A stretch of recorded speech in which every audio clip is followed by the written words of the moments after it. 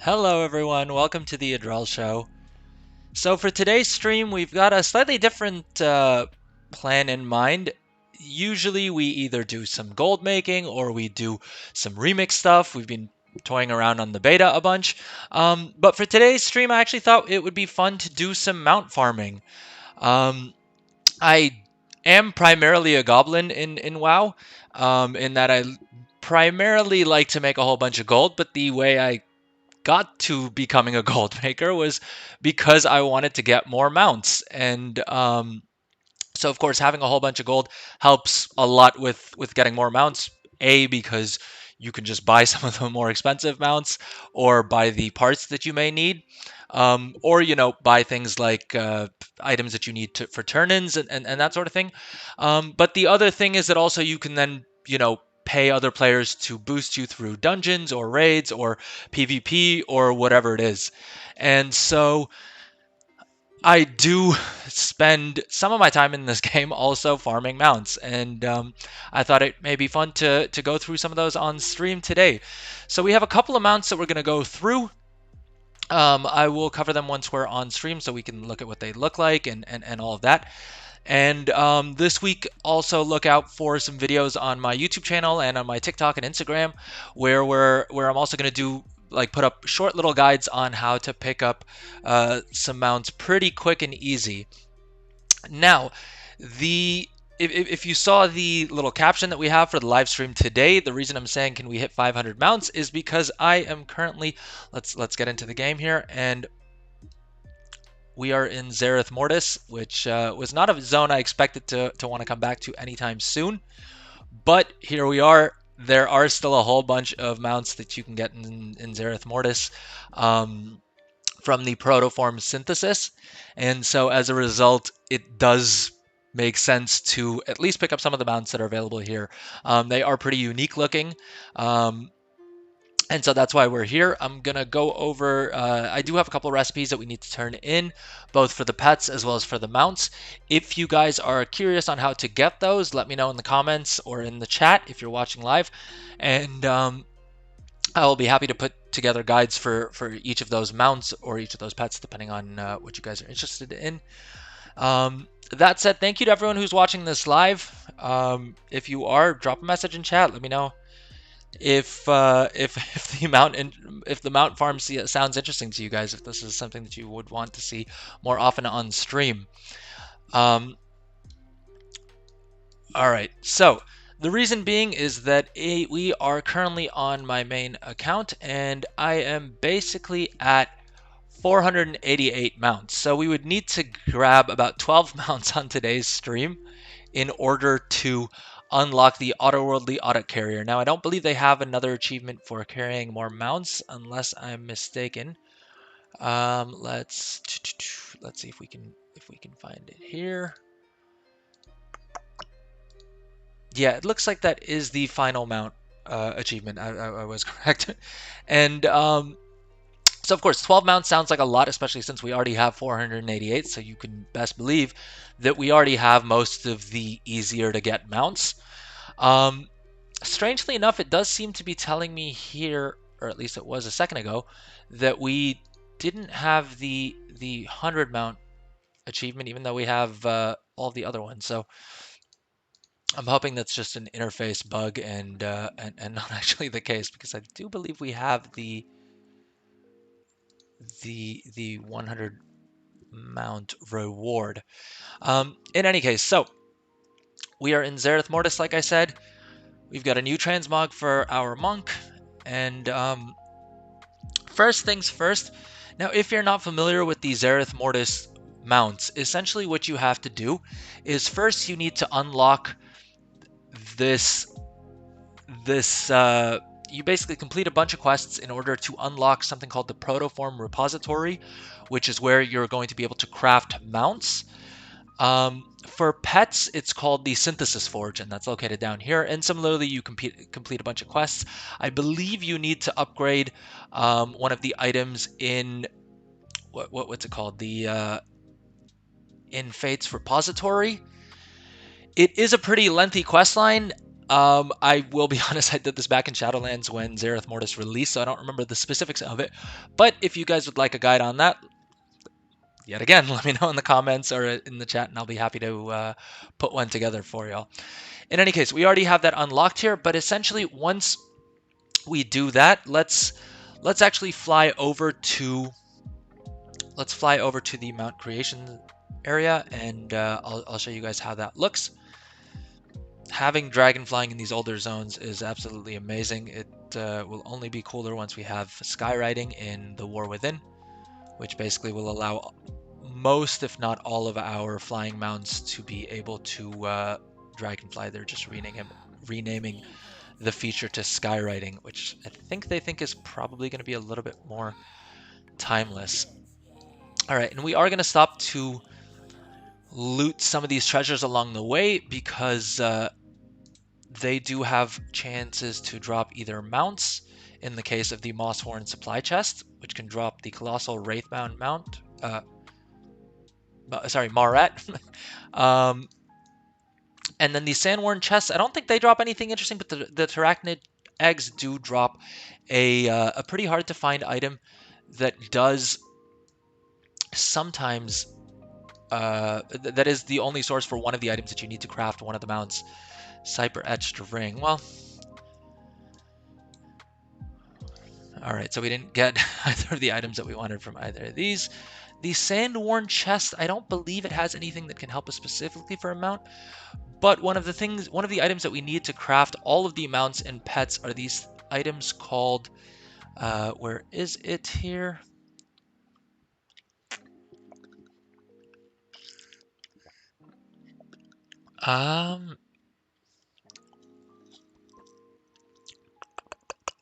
Basically, every mount or pet will require a whole bunch of...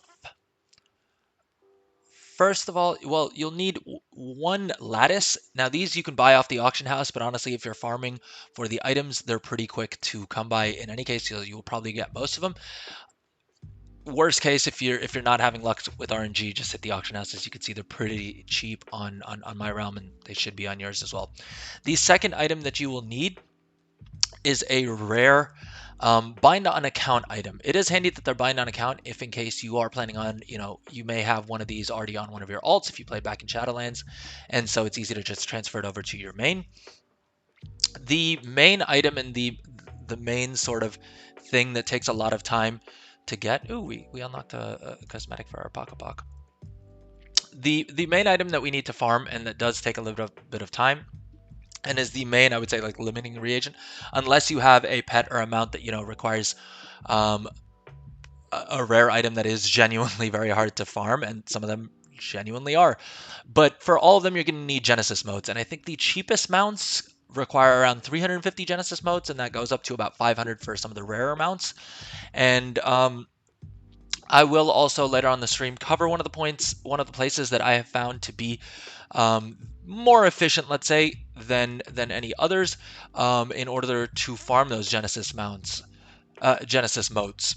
They are also bind on account, so if your main, let's say, doesn't have all that much AoE, you can easily farm them up on an alt, or if you're trying to level a character or something like that, there's you don't need to do it on your main or the character that has that you plan on crafting with. That said, I do believe you need to have the protoform repository unlocked in order to have them drop, and that applies for all three: the lattice, the Genesis mote, and the blue items that you need to farm up as well. And the amount that we're going to be crafting today, depending on how much time we spend farming Genesis motes, I usually don't have too much patience for it. Should cost us 350 Genesis motes. We may try and see if we can farm up enough Genesis motes for a second mount as well. But yeah, so the first one that we're going to be doing is, let's go ahead and, like I said, we did farm up some schematics for some of these other mounts as well, and like I said, I'm happy to put together guides on how to farm up those as well. But then we'll talk to this vendor here and start to begin protoform synthesis. Now, we have unlocked the patterns for a handful of these, but like I said, we need to basically farm a whole bunch of Genesis motes for most of these mounts.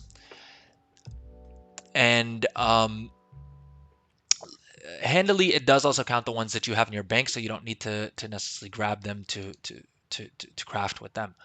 Now, for today, what we're probably going to craft first is just the Reins of the Sundered Zerethsteed. That's this mount right here.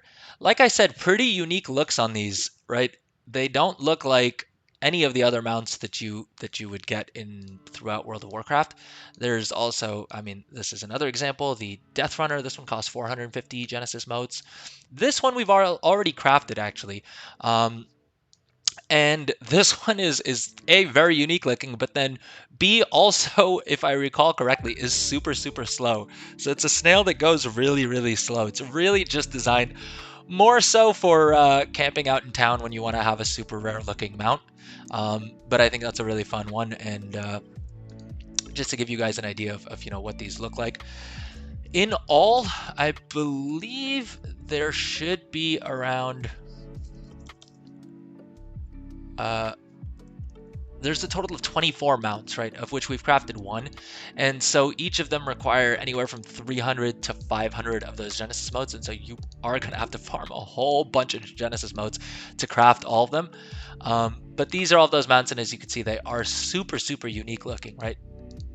There aren't really any other mounts in the game that look like this. And so if you're a mount collector like me, I probably intend to get all these at some point or the other. Now, I was saying we were going to craft the Sundered Zerethsteed, and the thing is, I forgot to grab our Servant Lattice out of my guild bank. I do use a guild bank for my characters, just because I managed to pick up a guild super cheap that had most of the bank tabs unlocked a couple of expansions ago. I don't even remember when. Someone was quitting the game and just wanted some gold to cash out, and so I was able to pick that up on the cheap. But with warband banks, basically everyone's going to have that anyway. We'll see if I continue to keep all of my characters in one guild or if we're going to separate that out. But basically, we have the Servant Lattice. I believe we had this drop for us, which is why we have it in our guild bank. I don't think I bought it, but otherwise we could just pick that up on the auction house. Then we have the Genesis motes, which we'll cover where to farm these in a second. Like in a couple of minutes here. And then the Maw-Forged Bridle. Now the Maw-Forged Bridle, essentially all these rare items, you have a chance of looting them from the Olea cache, which is sold by Olea Manu. Not sure on the pronunciation there, but this vendor over here. The thing is that they require 700 ciphers of the first ones, and I've been playing a little bit of Zereth, a decent bit of Zereth Mortis the past couple days, and still only have about 592. So that item isn't so 700 of them is going to take a little while to farm up. I wasn't actively farming them, to be fair, but most of these items have like a 5% drop rate from that cache, and it doesn't appear to be something that's going to be easy to farm on a regular basis without grinding a whole bunch. And so thankfully there is actually a little chest inside the Sepulchre of the First One's raid, and all you need to do is clear past the first boss, which in and of itself is a bit of a challenge. I wanted to test it out this week off stream, and I didn't record too much because I hadn't actually even set foot in the Sepulchre of the First Ones, I don't believe. And so I wiped a couple of times. I really couldn't figure out the first boss and what I needed to do and so forth. So I'm just waiting for my lockout. And maybe we'll like that should be end of day tomorrow my time, so probably on either Wednesday's stream or in the video that I post explaining how to get these mounts, I will cover exactly what you need to do there. But essentially there you're guaranteed one of these Maw-Forged bridles once a week, and in all you need 3 of them. Which is why you can see it says right there, unique 3. The reason you can only hold 3 of them is because that's the maximum amount that you would need to craft all. I believe there's 2 mounts that require it. One is the Sundered Zerethsteed that we're going to be crafting right now, and I think the other one is this Darkened Vombata. I'm not sure what the third mount is, or whether it's a pet. You may also need it for the pet. A lot of these mats are shared with the pets as well. So if you're a pet crafter, if you're a pet collector, you're gonna be farming a lot more Genesis motes. I think in all you need around 20,000 to craft all of the mounts, and then maybe another 20 or 40,000 for all of the pets as well. All right, so let's go ahead and craft this mount, and there we go. And so with that, we should be at 489. All right, let's mount up. Second you get a new mount, you need to mount it, and you need to run around a little bit. You need to check out the mount special for it, right? Ooh, they have pretty unique mount specials as well, right? I don't know if any of the other mounts have this animation. Since we were talking about it, let's look at the unsuccessful prototype fleet pod as well. So like I was saying, this this only moves at 10% faster speed than normal, right? Or not even. I think it's literally at run speed. I think the 10% is from wind walking, because we are on a monk right now. But it is a really cool looking mount, and since endgame in this game very often just consists of sitting in the capital city anyway on your mount, waiting for things to happen, it's always nice to have a cool looking mount, especially one that has a fun mount special animation like this.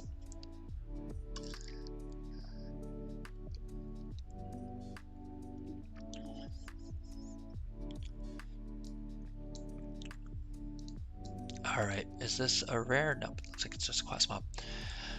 Alright, so we turned in the schematics that we had for that, and we crafted our first mount. And so now we only need 11 more to get our achievement. Let's see if we're able to do it on the stream today itself. And maybe then we can celebrate as well. Hopefully those of you who are watching live are just as excited as I am to see if we can hit that target. And actually, a couple other things that we're going to do while we're in Zereth Mortis, we did also farm some more items for the pets. I'm not a huge pet collector. I will grab pets where I can, but if I have to choose between getting a mount and a pet, it's going to be a mount every time. So the pets, like I said, are very similar. They generally seem, in some cases, to cost fewer Genesis motes, which is kind of nice. But that said, I mean, it's still not way lower. And I think the other interesting thing about these is a lot of these pets are tradable. So it could also be, I mean, from a gold making perspective, some of these are going for like 100,000 gold plus. So if you are more interested in gold making, and care less about maybe collecting some of these mounts, there is gold to be made in these as well. Now, I did take a look. I've spent a lot of time in the past couple of days researching not only the what do you call it, the Zereth Mortis crafted pets and mounts, but I literally went through my entire mount log. So basically every single mount in the game that I don't have collected, to see how difficult it would be to get them, mainly because I want to put together short little videos for you guys explaining which of these mounts are super easy to get. It is of course a lot harder for me to do so because some of these mounts aren't particularly, like most of the mounts that aren't hard to get, I've already just farmed up in the past, right? The remix mounts, check out my guides on how I recommend farming up as much bronze as you can by leveling characters, and that's also going to pay very well. It's also going to pay hefty dividends during the War Within to have a whole bunch of alts. There's been a bunch more changes on the beta, and so probably on Wednesday or Friday stream we will be hopping back on the beta and seeing all the changes they've made there. If you are watching live, or if you're watching the video on demand as well, if you think I've earned it, drop a subscribe, drop a follow, drop a like, drop a comment. I want to hear from you guys. I spend a lot of time recording content and streaming, so all the feedback I can get, that much the better, yeah, even if you want to tell me that my content's not that good, or that I mumble too much or whatever it is, let me know. The only way I can get better at it is from feedback. So I would really appreciate that from y'all. All right. Oh, thank you for following, Viscosity. How's it going?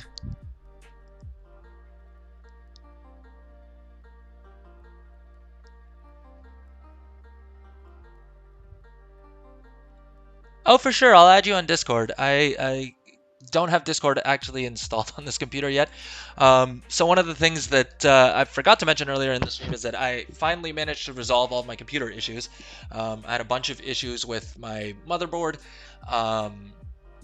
And so I ended up just upgrading everything because I just could not deal with the issues I was facing. It was basically my PC wouldn't start up randomly. Like 1 in 100 boots, it would actually post, and so I probably need to RMA the motherboard. It is what it is. But how's it going, Viscosity? I see you say that you love playing WoW as well. Are you playing Dragonflight? Are you playing Remix? Are you playing Classic? Are you playing Season of Discovery? I feel like every time I ask anyone in chat, there's like a million versions of World of Warcraft to list, let alone whether you're playing on US or EU.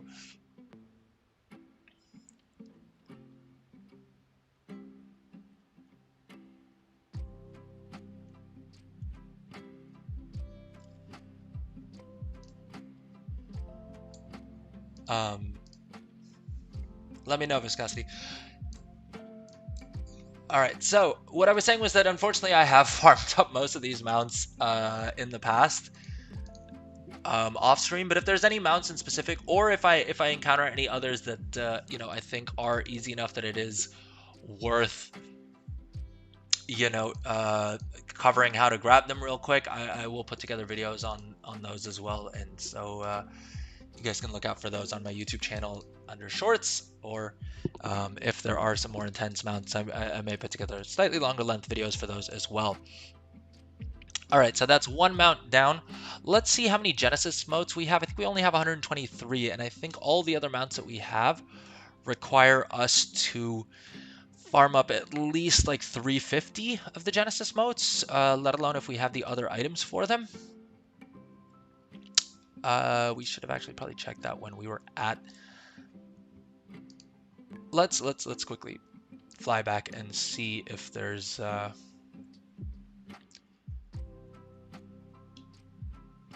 any other mounts that we have all the other reagents for, or just the auction house reagent for, because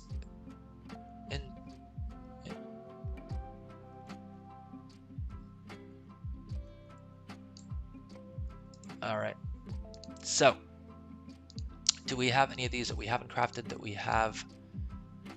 Okay, so we could craft the Raptora Swooper if we farm up another 320 something Genesis motes. Don't know if I have the patience for that right now. It doesn't actually take that long. The farming spot that I've found should give us around 100 Genesis motes every 7 or 8 minutes. So realistically, that would be around a 15 to 20 minute farm, right? I just don't know if it's the most exciting thing to do on stream because it is sort of an activity that you can do semi-AFK. And that's probably how I will farm up the rest of the Genesis motes. Oh, annoyingly, Trade Skill Master still thinks I have the Genesis motes in the bank that I don't. So we only have 123. Yeah, I don't think it's gonna make sense. I need to research more on where, you know, we get the other blue items, because they are a bit of a pain in and of themselves to farm up. And these ones, yeah, like I said, I don't want to waste 20 minutes of stream farming up Genesis motes, but I will show you guys the location that we farm those at, and we will actually turn in some of the items that we already have up for some of the other mounts. Then we also need to do a recap of our auction house character. I just realized I wanted to start off the stream by doing that, and I just got straight into mount farming. But let's go and turn in this item to unlock the schematic for for one of the pets, which is called a multi-chicken. And so this is the NPC that we need to go to. And essentially the way you farm up the recipe for this is when you're running around the zone of Zereth Mortis, at various different points, there are these little lootable items that drop ovoid eggs. The names are super weird in Zereth Mortis. I think that's very much a conscious choice by Blizzard. Are there any chests in here? All right. But basically, you loot these lost ovoid items. You can only collect 5 of them because that's how many you need in all to complete this event. And then basically you come to this cave over here in, I think the location is roughly 5372. I'm not sure what exactly the location of the entrance is, but it's basically down here on the map. And what you're going to do is once you have your 5 eggs, you will right click on the missing ovoids, and this mechanical chicken will lay an egg that has the schematic that we're looking for. And then we will take that back over to our... I keep checking the rares if in case there's any that I haven't farmed up already. And we're just gonna take out these guys as well because the accelerated buffonids have a chance to drop the schematics that we need for one of the like digital frog mounts. Oh geez.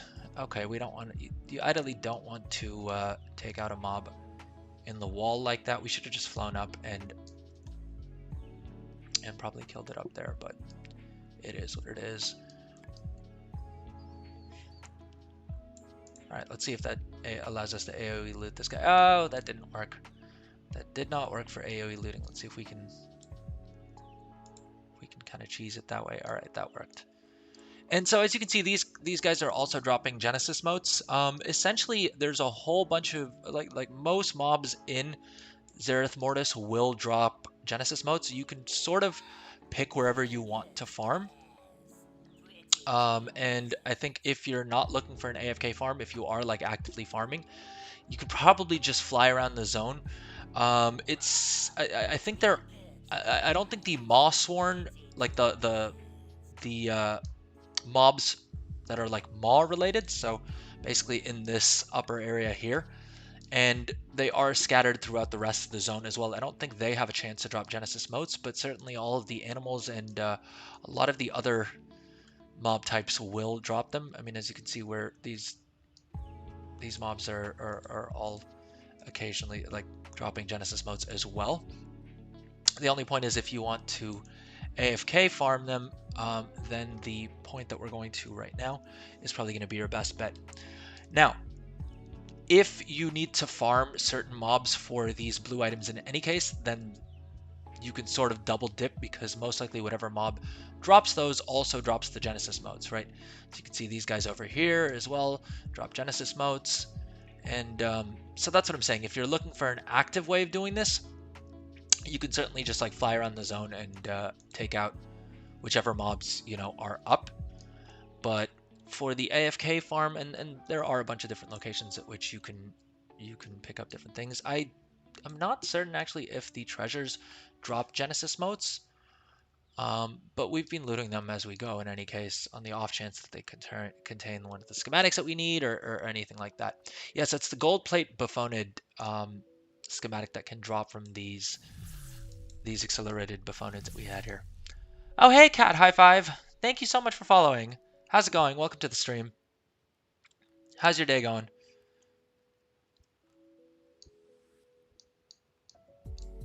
Do you play WoW?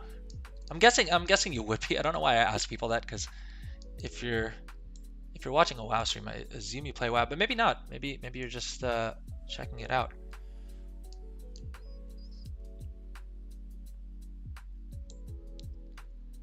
All right, I think this is the treasure we need here. Oh, we pulled those mobs.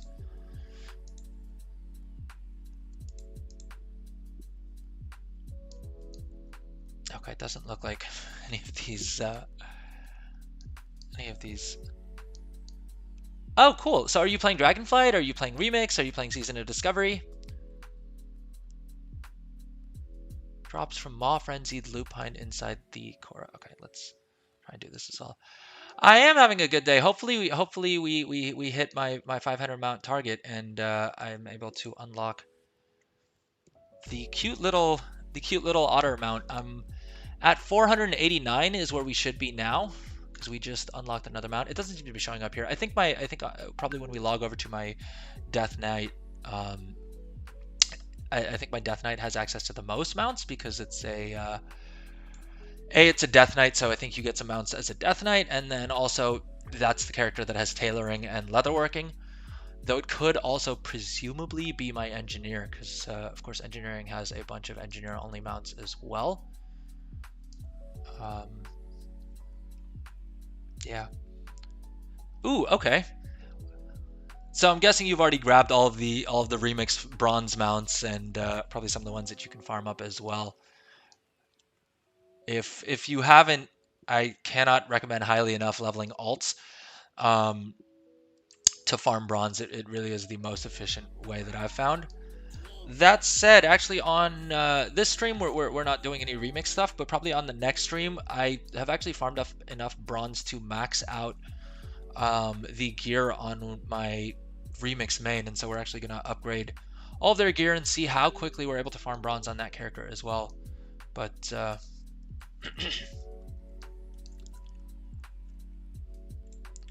are you actively playing Dragonflight, or are you mainly waiting for the War Within?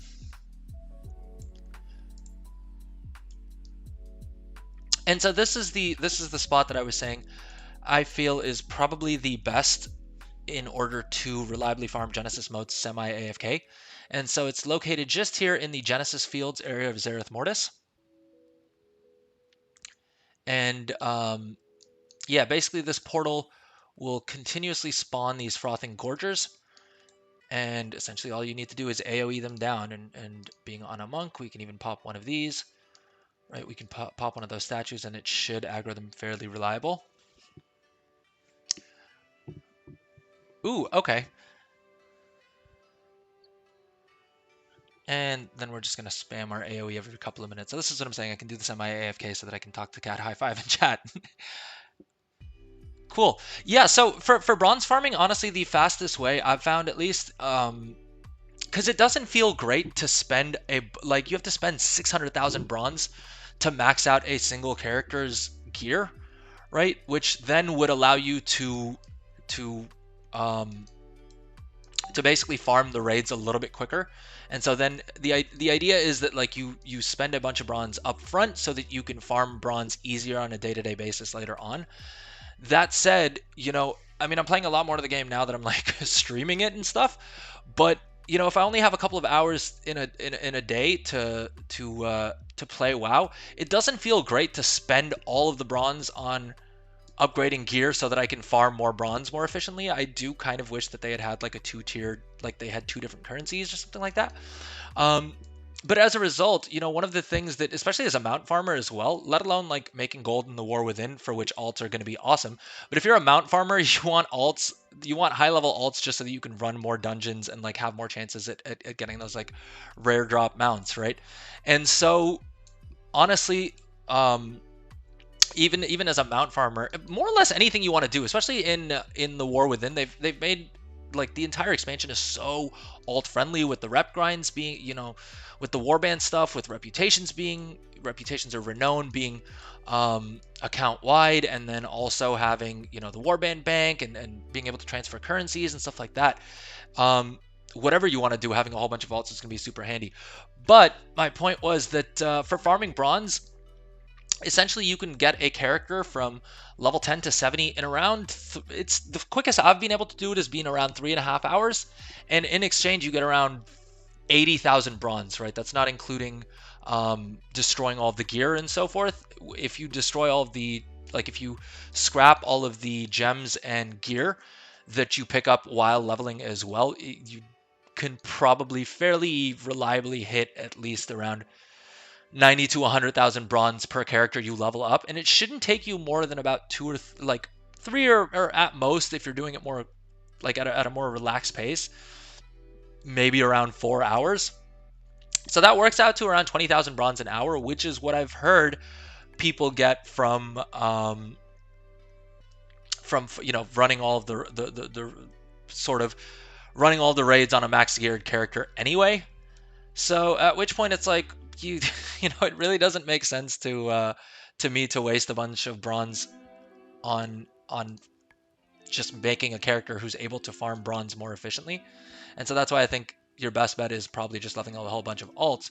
And of course, all those characters get converted into regular Dragonflight characters once Remix ends. And so they'll be completely ready to go into the War Within, where you can use them to farm up mounts, use them for gold making. I mean, they're all going to have their own concentration.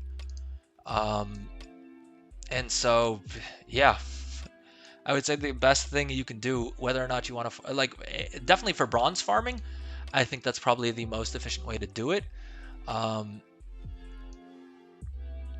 But also, just for the War Within in general, having a bunch of alts is going to be super powerful. Did this rare already? Oh yeah, okay. Rare's already gone. All right, so essentially that's the Genesis Mote farming spot that I recommend. Now next up, let's go ahead and Hearth, I think. Is there anything else we want to do in Zereth Mortis? I can't be bothered to farm up enough of the Genesis Motes on stream.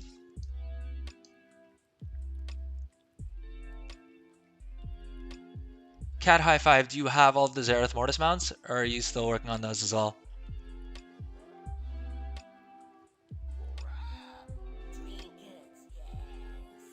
I've come back to Zereth Mortis maybe twice since Shadowlands with the intention of farming Genesis Motes, and I haven't really bothered doing it on a regular basis. Oh, thanks for sure. No, so if you want more tips about leveling in Remix, one second, let me take out this rare right here real quick. Let's see if he drops any Genesis Motes or any of the schematics we need. But I'll actually link you to a short little video I put together on how to most efficiently farm, how to most efficiently level up characters in Remix.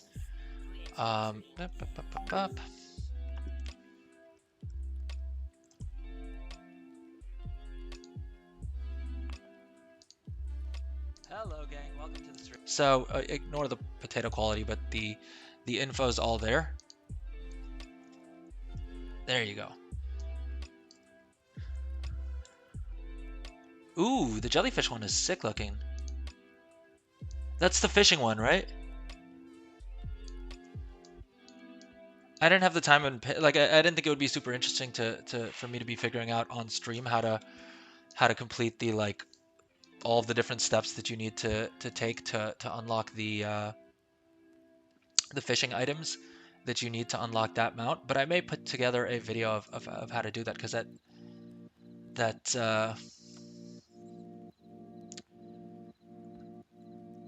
the jellyfish mount is super sick. I'm guessing it's, what's it called? It's called, let's just filter by type. No, family. Jellyfish. Why is it? Oh, let's reset the color filter. There we go. I think it's this one, right? The Deep Star Relic. It's such a cool looking mount, especially with the skywriting, like being able to dragonfly on it in the War Within. I'm genuinely, as a mount collector, I'm so happy that they're making dragonflying, they're converting dragonflying into skywriting. I don't love the name, I'll be honest, but I love the feature, because especially on the beta, being able to use all these mounts that we've spent all this time collecting. It didn't feel great in Dragonflight just being restricted to 3, 4, 5 of the dragonflying mounts. It was cool that you could customize them, but it still doesn't feel quite as good as just getting a new mount, right? I haven't really bothered to unlock all of the different what do you call it, customizations for my dragon riding mounts, just because I'm not not super concerned with it. But okay, so we've gotten one mount so far, and let's see how far into the stream we are. We're about 42 minutes in, so I'm going to take a quick little break, and then we are going to take a quick pause from the mount farming in order to hop onto my onto my banker character, just to see how well we've been selling the PvP gear that we crafted on stream last week. And if you guys have seen the video on demands, or if you guys watch the streams, we'll do a quick little recap of how I'm making gold, and I'm making decent bank, to be honest. I'm probably making about a token worth of profit every like day or two. I'm not being super active in refreshing all my auctions and making sure everything's posted or on cancel scanning or anything like that, but we have been making a decent amount of gold. In any case, let's take a quick little break, and then we will be right back.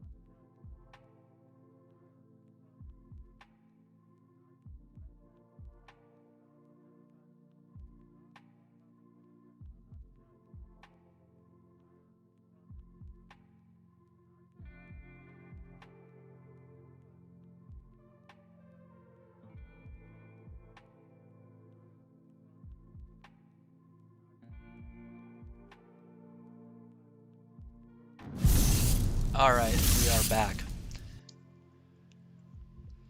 So let's hop over to our banker character real quick, and let's go through everything that's sold.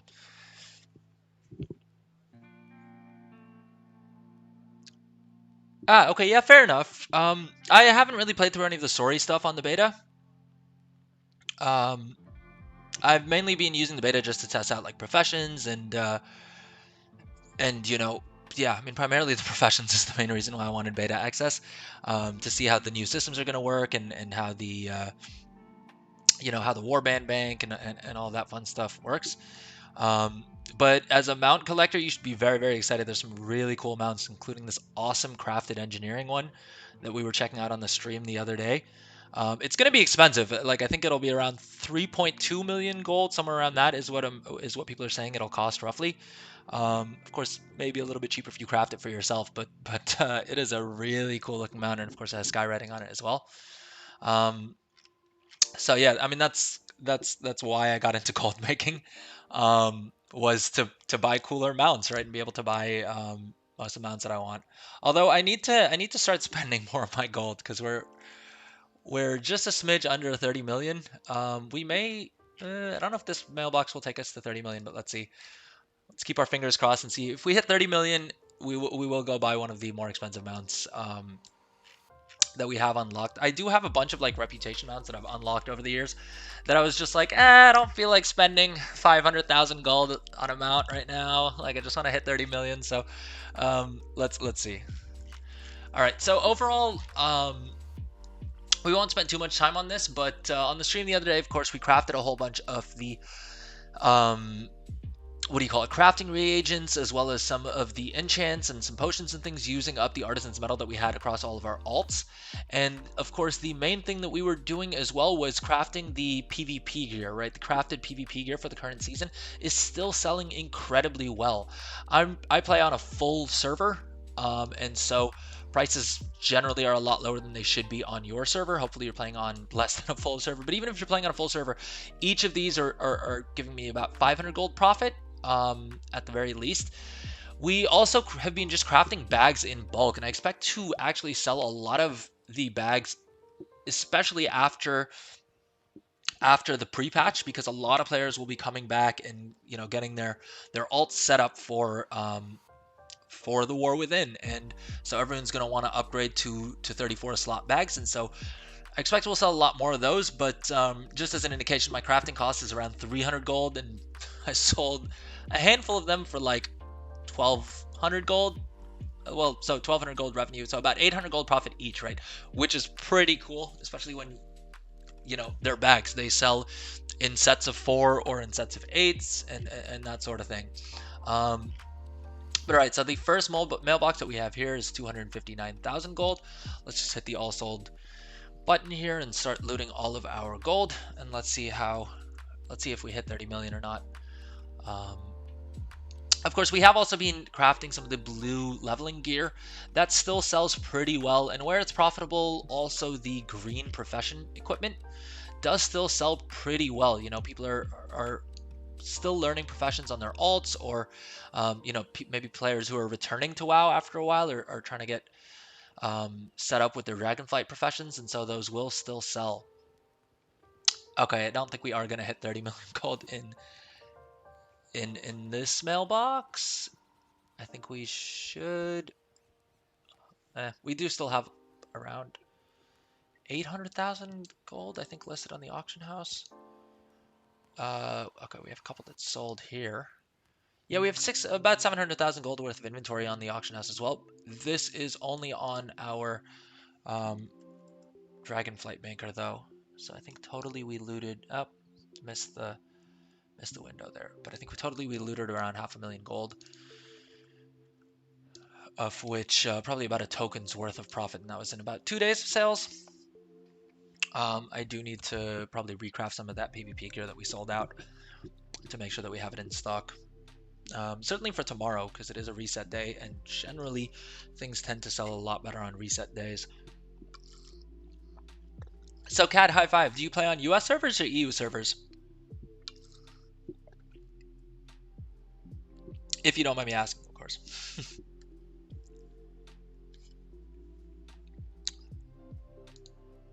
All right, so this is our transmog banker, and I don't make a whole bunch of gold off of transmog. It's mainly just because I have the patterns learned, and when we do sell items, there are huge amounts of profit, right?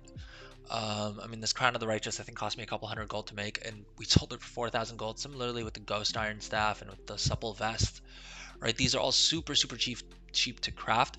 Some of these smaller item sales here that you're seeing, like the huge snowballs and the Inagi skewers and stuff like that is just me cleaning out my banks prior to the War Within. Because although we have the Warband banks coming, which will give us a lot more storage space, the Warband banks are super expensive. Like the later tabs, I mean, the first couple tabs are already, I think, like 20 10 or 20,000 gold. And then it goes up exponentially. The later tabs are like 2 million gold each. So while we will have more storage available, it's still going to be pretty expensive. So it is I would recommend at the start of before the start of a new expansion in general, go through your banks, clear out, whatever you can. And especially with the region-wide auction house now, it is a lot easier to get things sold. So we looted around another 26,000 gold on this character. Let's go ahead and log out of this account just so that and we got disconnected on our main. So that's always fun.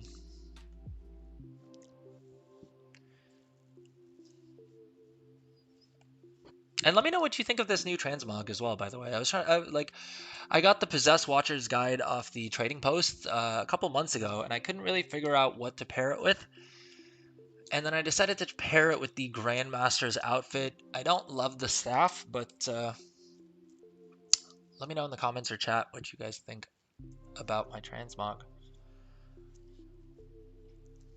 I don't generally spend too much time on transmog, but with the amount of transmog that they just handed us in Missapinner Remix, I've sort of gotten a little bit more into it.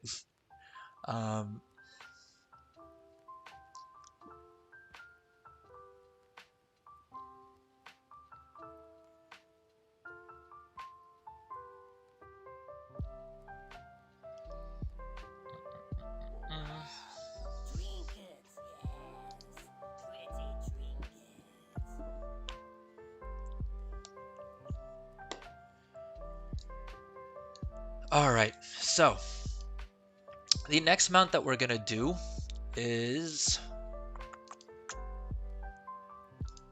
Well, so we have a bunch of quests that we need to do for a handful of...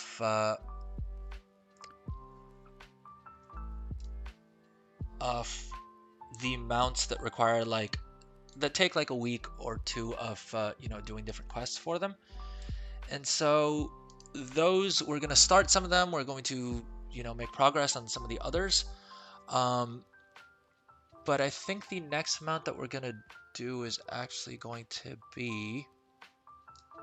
Well, so one of the things that I probably should have mentioned is I am expecting to get 8 mounts on my Dracthyr.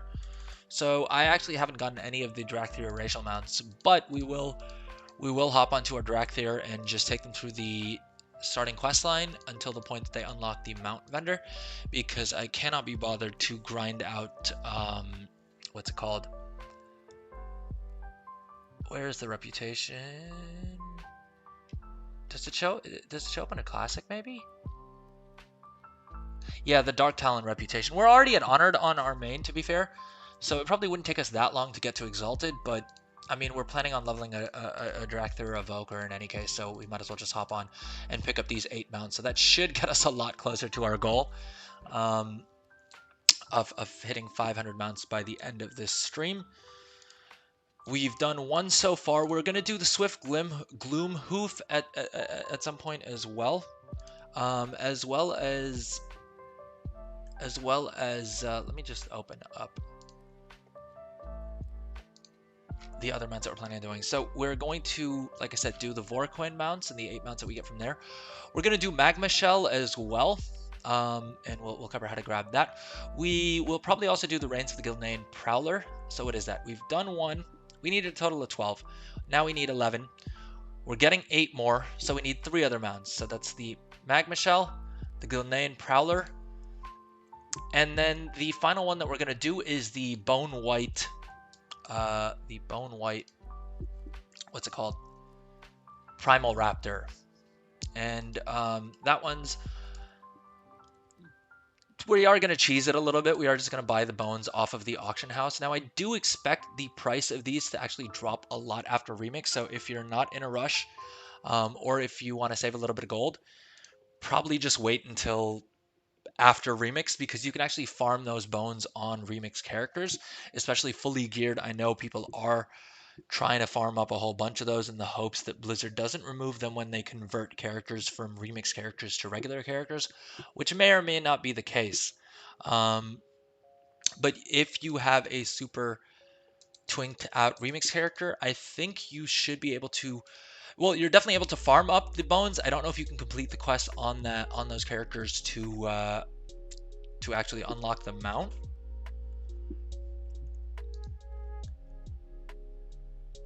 But yeah, that's where we're at with that. All right, let's first hit our guild bank because we do already have some of the bones in there. So we have a total of 4,053 that we've primarily farmed up over the years, and I think we also bought some when they were cheap at various points. I guess Trade Skill Master should be able to tell us that.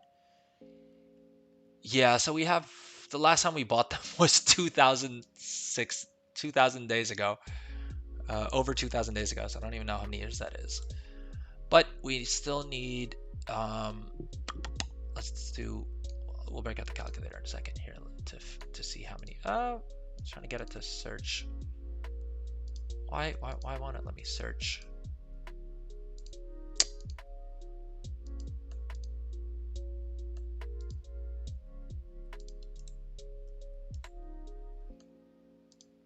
Usually shift clicking puts it into the search bar. I don't know why it's not letting me do that.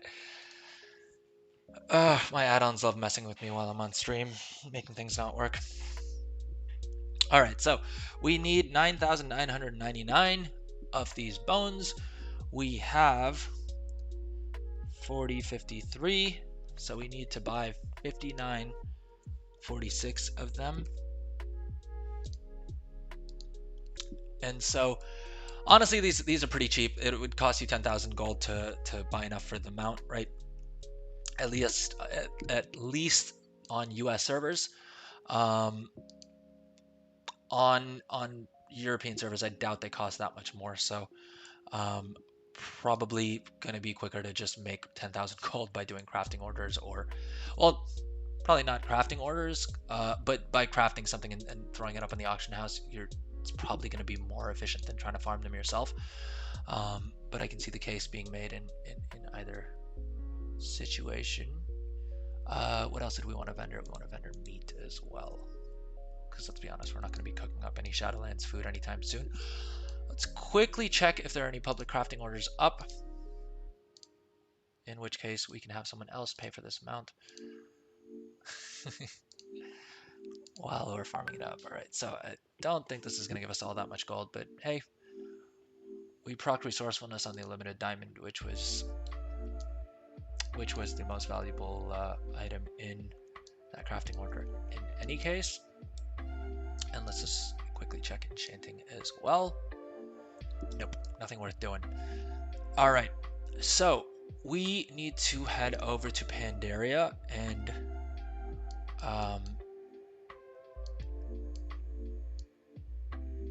turn in that quest in order to get to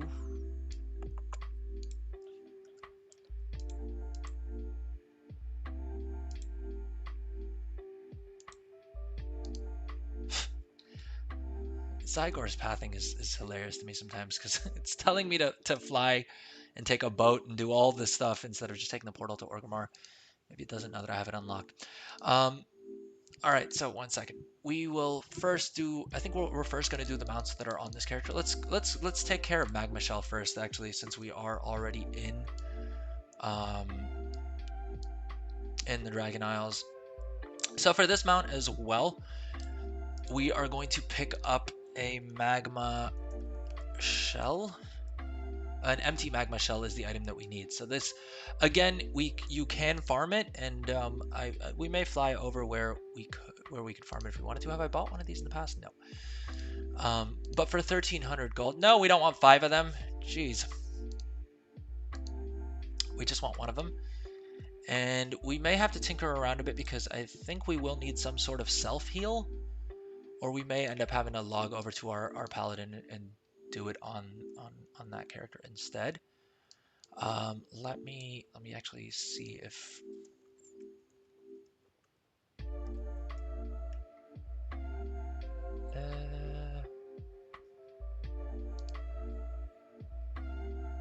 no, I don't think that's, well, is that maybe? So this is the mount that we want, and we have the item. Give me 1 second to double check the WoW head page on what we need to do. All right.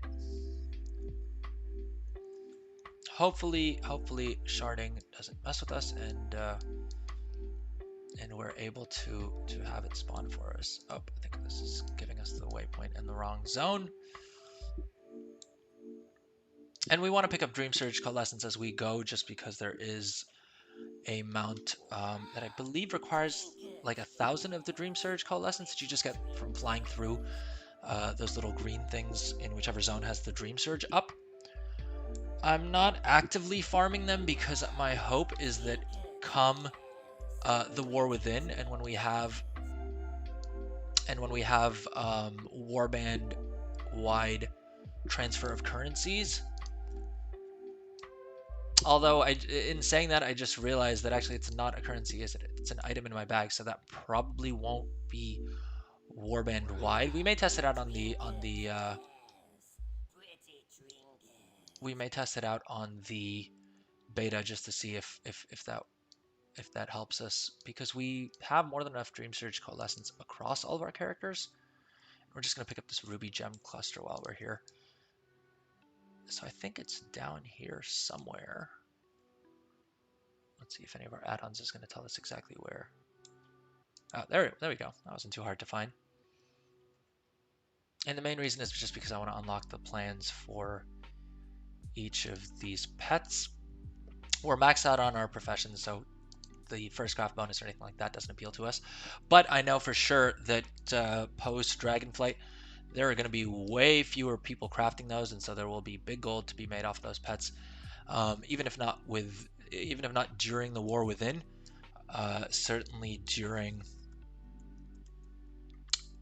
the expansions after that, but probably within the War Within as well, to be honest.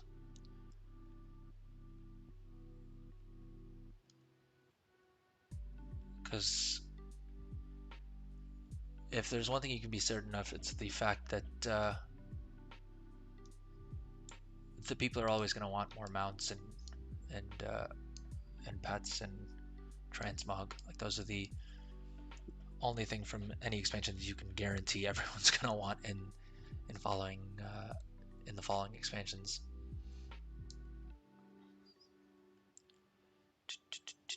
All right, so we have to fly over to the empowered snail over here. Where is it?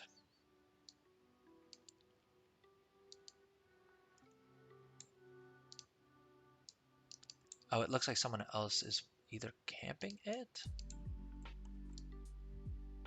We may be out of luck.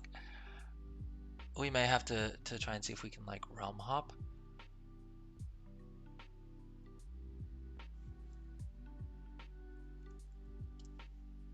All right, what's the mob that we need to target here?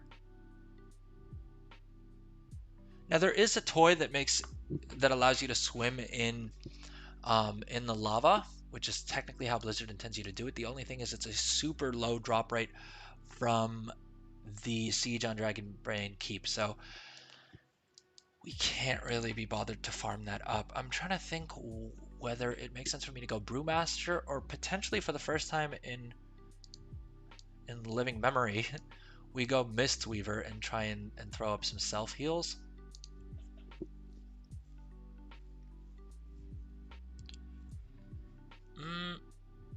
Or do we just spec into this and try and...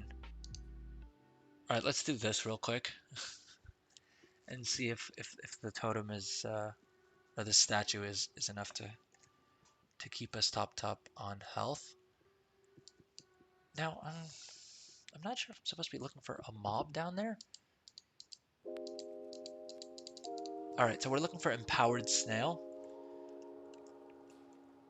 and it doesn't look like we're able to target anything called the empowered snail, so we will need to see if we can realm hop.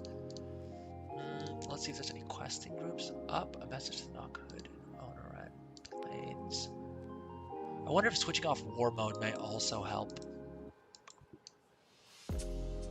Let's see if we can find any groups. Of course, I do play US servers, and so unfortunately it is 9 a.m. server time, which is the reason that there's not too many groups and things up right now.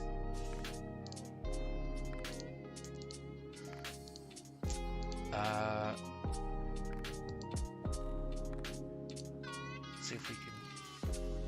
Let's see if getting into any of these groups does actually phase us, though. It would have been handy to do it around a mob. I think that did phase us. Though it doesn't look like the empowered snail that we're looking for is up on this realm either. So I don't know if we phased or not, but in either case, it doesn't look like the amount that we need is up. So we may need to come back to this one later.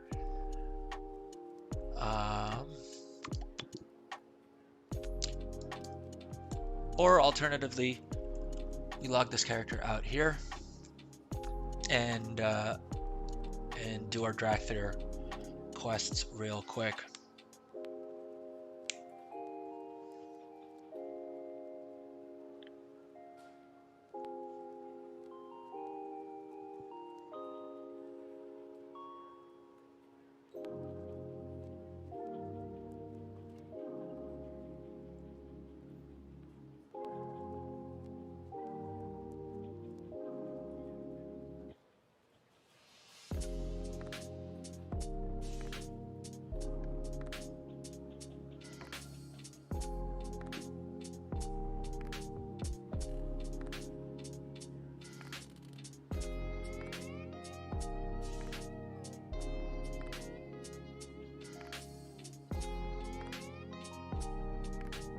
Alright, let's hop over to our Evoker, which we created and it's just been gathering rested XP until now.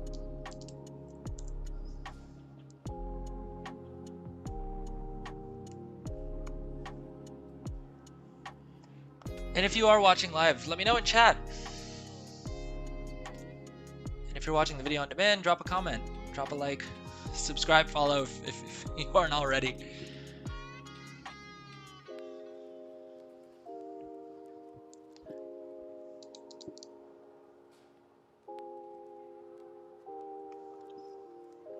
Oh, and our add-ons are all messed up, but let's watch the cutscene and then we'll sort out our add-ons.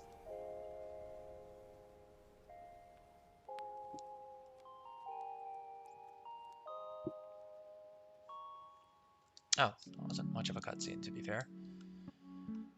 Alright, let's load up the add-ons that we want and disable all this other stuff.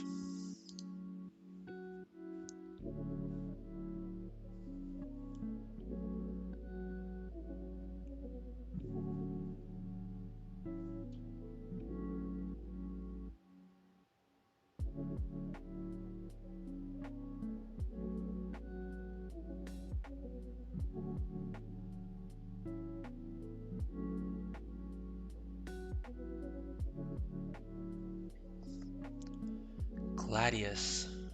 Well, how do I hide this?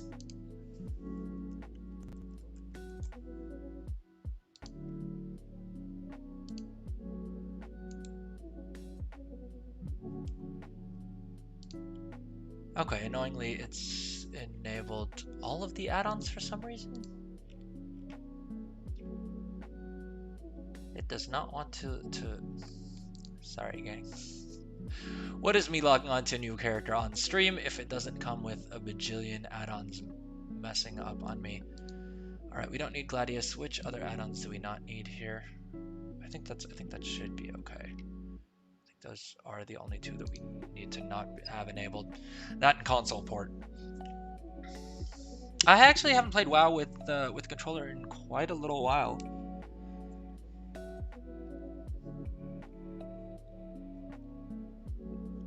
But if you're playing a simple enough class, I actually played a lot of Season of Discovery with the controller, and I mainly started with the controller for the event they had a while ago, that pirate-themed event. Don't remember what it was called. Plunderstorm. You only had like 3 or 4 spells at any given time. Ooh. Okay. Definitely seems like a glitch. What is supply crate? All right. Anyways, I think this is workable enough for us to go ahead and start getting through the actual quest line. And so when you create a Dracthyr, you start on one side of the room. Awaken Tethalish. Cathalin found Tethalish awakened. Tratish. It is always interesting seeing the like naming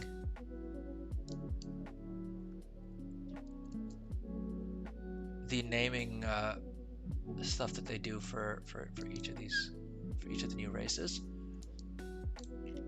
All right, let's actually see what our spells are. We already have a level 70 Dracthyr that we leveled through Remix, but we didn't really play the character much because it was getting boosted through all the dungeons on our level 20 Twink, which again is covered in the guide that I linked earlier in the stream. All right, Living Flame. Send Flickering Flame towards your target, dealing 1643 fire damage to an enemy or healing an ally for 4010. Okay, so a dual use spell. Project intense energy onto two enemies, dealing 771 spell frost damage to them. Wing Buffet, knocking away enemies. Lash out, knocking enemies into the air. And then we have Glide. Let's also just make sure that we have the correct layout that we want here. All right, so we've got to unlock the Quartermaster. And is this going to be the NPC that sells us the mounts as well? All right, let's test out combat. I think we basically only have 2 spells in any case, so.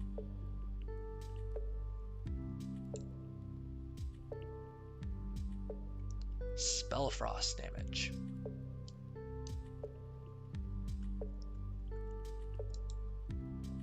Oh, and we don't have auto loot enabled, do we? Let's enable auto loot. Although I think our no XP add-on is enabled anyway, so it just switches on auto loot by default.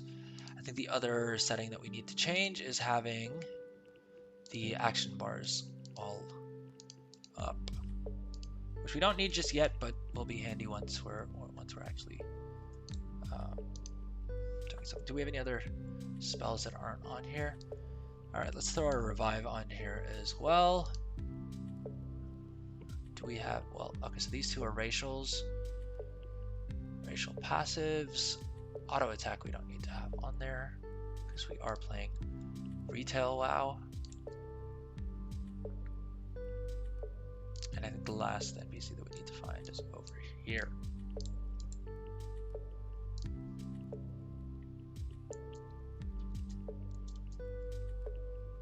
It feels really weird playing a character that doesn't have like a movement speed boost. Other than I guess I can double jump a bunch and use that to like glide. So it looks like there's a treasure back here that we can loot.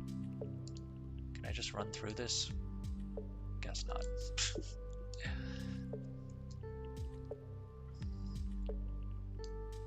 Alright, so Tethalash.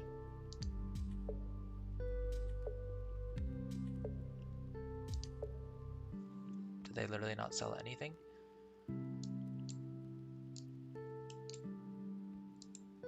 Alright, this is the 3rd character I think that we need to awaken.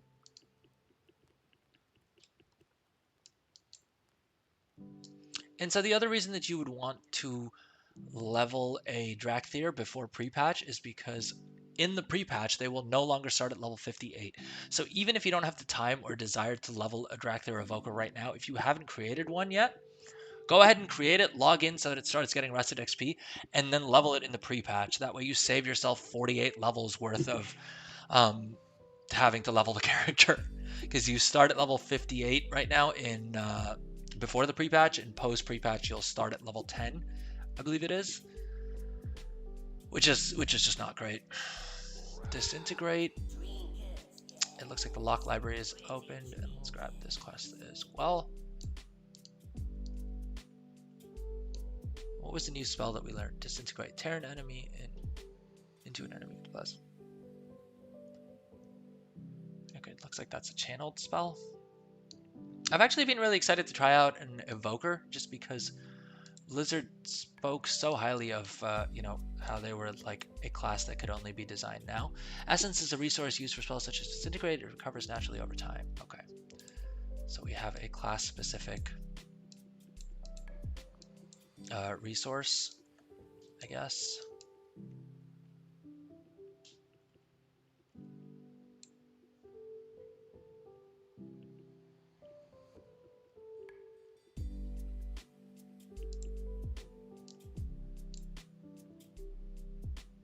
Crystal Key. Crystal Focus. Ah, okay, that's how we unlock this area and get ourselves a wand. That is a blue, it looks like. Blue magic wand. When obtained, empowered with blue magic. Oh. It just gave us a little buff. I thought it was an actual wand since we don't have a weapon currently equipped. Edict the Earth Warder.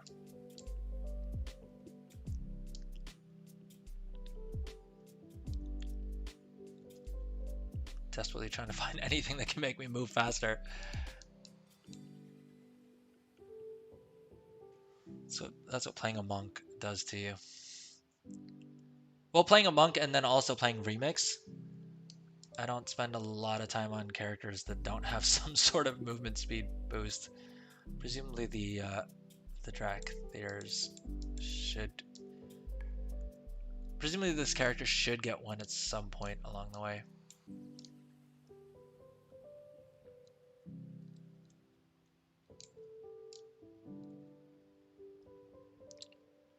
Alright.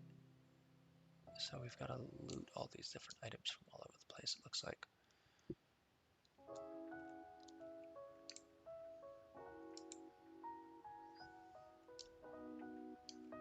Oh, he didn't like that we looted that.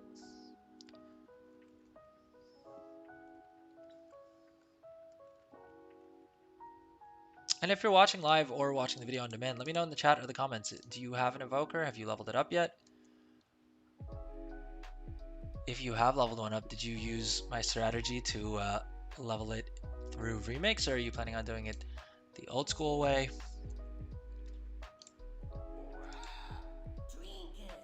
Poorly hidden treasure stack.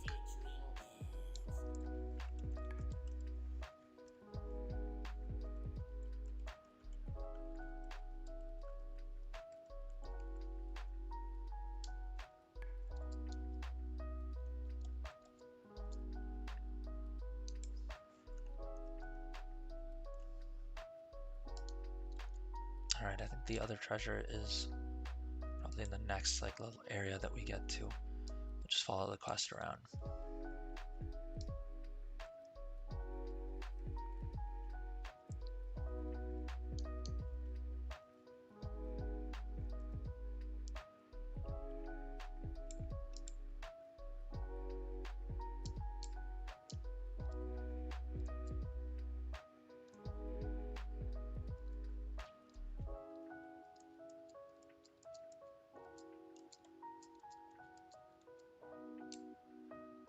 Let's turn in this quest, and this one here, and we finally have a weapon.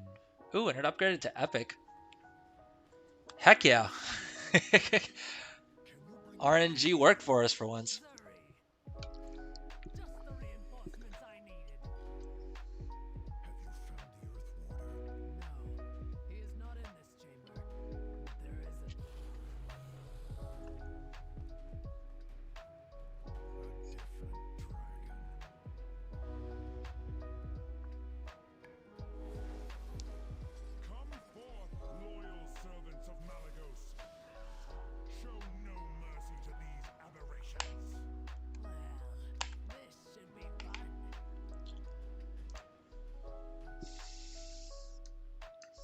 Alright, let's go ahead and equip our epic staff.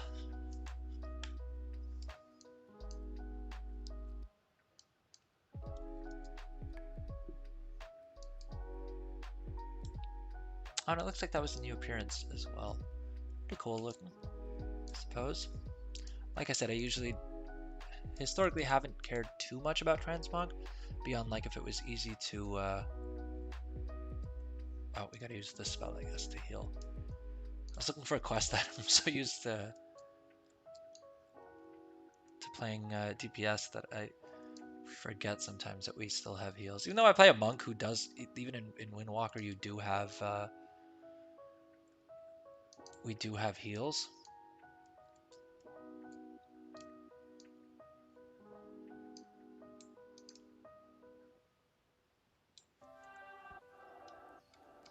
Oh, I guess we're inside somewhere in the Forbidden Reach.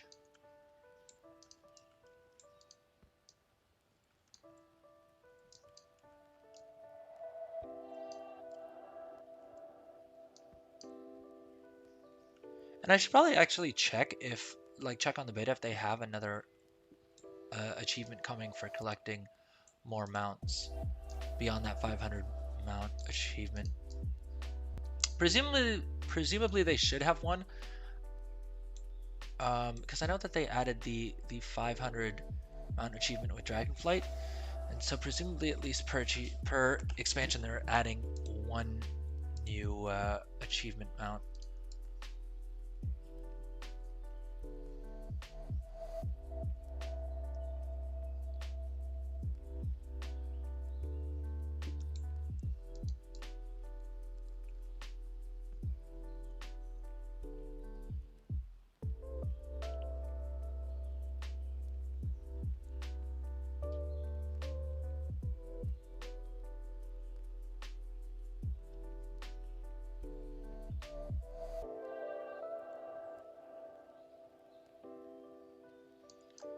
All right.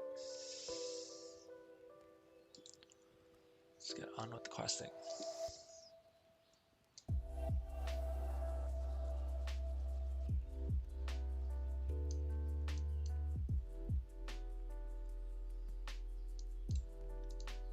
Oh, I don't even know what I'm doing anymore. I'm literally just zoned out for a second there, I'm not gonna lie to y'all.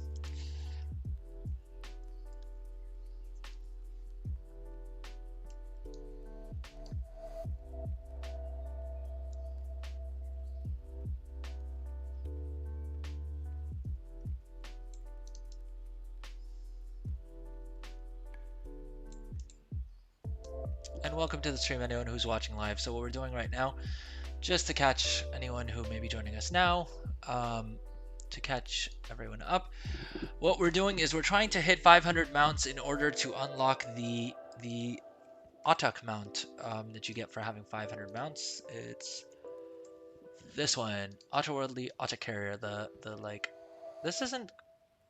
I guess it's like a spectral Ottuk. I don't know. It's super cool looking. I do have a video coming out on this mount, the Ivory Traders Ottuk. So keep an eye out for that if you guys are interested. It should be on my YouTube channel, posted most likely not tomorrow, but maybe on Thursday. In any case, we're trying to unlock this mount, and the way you get this is by having 500 mounts. We were at 488 at the start of the stream. We are now at 489 because we did one of the protoforming mounts, and also covered the best ways to farm that. I will be doing more protoforming content as well, just because there's 24 mounts that you can get from there. And now that you're not Shadowlands level, it is pretty quick to get through that content. Like it's not as painful to farm up all of that, all of the like Genesis modes and the different reagents you need and stuff like that. But so we grabbed that one. We were trying to get the Magmashell Mount, but it seems that what do you call it?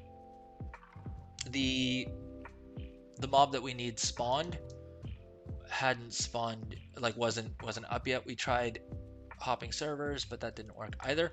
And so now we are taking our Dracthyr evoker through the starting zone for them, so we can get the 8 Vorquin mounts and get us a lot closer to our goal, our target for the stream of 500 mounts. So those are the 8 mounts. Give you a quick little preview of what those mounts look like. And then we have 2 other mounts that we're going to work on that I covered earlier. Well, we have the Bone-White Primal Raptor, I think it's called, and the what do you call it? The Magmashell mount. Hopefully we're able to get on this stream as well. Otherwise we will need to find another mount that we can pick up real quick. I want to avoid just like hitting the auction house and buying another mount, but in a worst case scenario, if it's getting too late and we've been streaming for too long without it dropping, then we may end up doing that. Are we out in the open world yet? No, I think we still have a couple more quests left until we can hit the vendor and buy them out. What did that do? Cast fire breath. Ooh, okay, new spell. Oh, I like the like aiming interface for that. That's kind of cool. I guess that's one of the things that Blizzard was saying with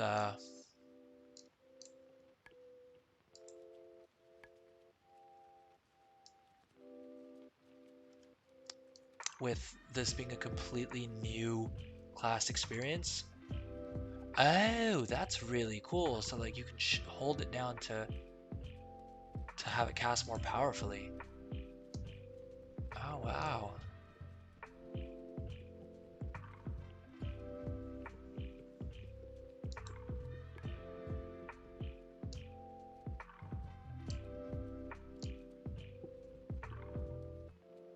Well, we did the second empowered version of it. Does the third empowerment give us something more? Or is it just more powerful? Oh, that didn't even kill. That didn't even take out this mob, so we are going to have to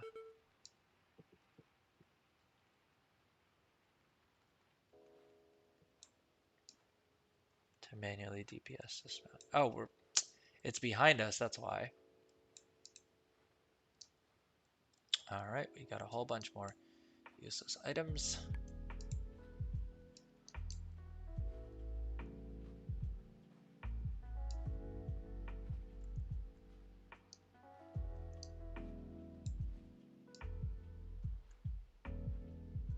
Oh, so that's how we pick like empowerment 1, 2, and 3 is like 1 would be just hitting it quickly, 2 would be hitting it for like the mid until it gets to like the middle thing, and then 3 is I guess the full bar, which is kind of cool, I guess. All right, where do we go? Beacon investigated. Now we have. Oh, were we supposed to turn in that other quest first? Hehe.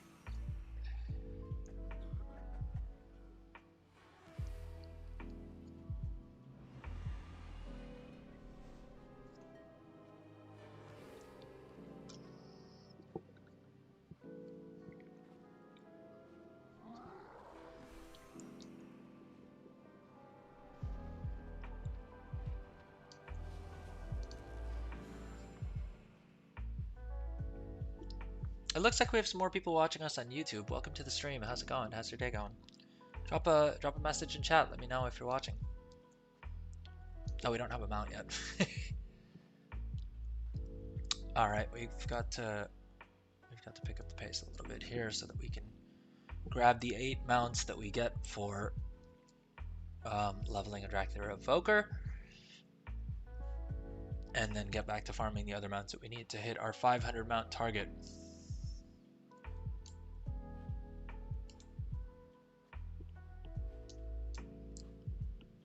Okay, we got a new helm. That's nice. Was that a new spell?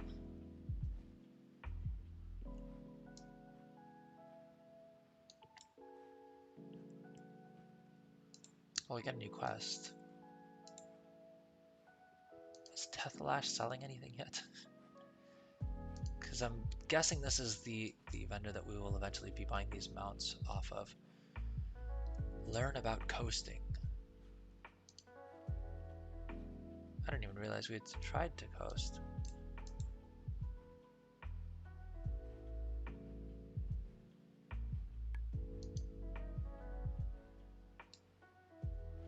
Okay, so this is basically just dragonflying, right? Without the mount.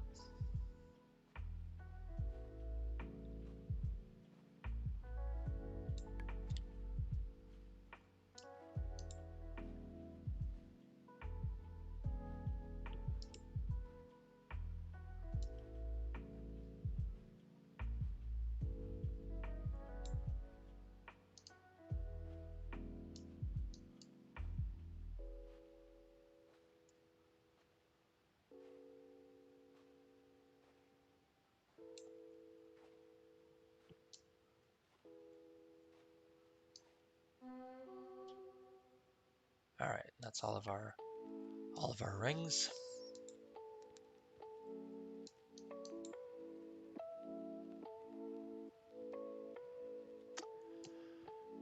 What do we need to do next?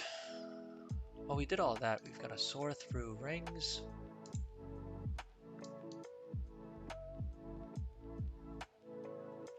Try them at your leisure. Like we don't need to do it for to progress in the quest.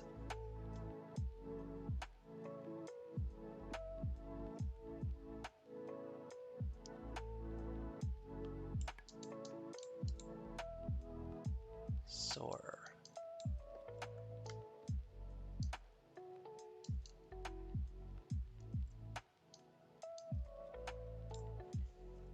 Oh, we can't dragonfly here. That's why when I'm hitting my Mount hotkey, a dragon starts to appear and then disappears. All right, practice soar. Boom. All right, let's turn that in.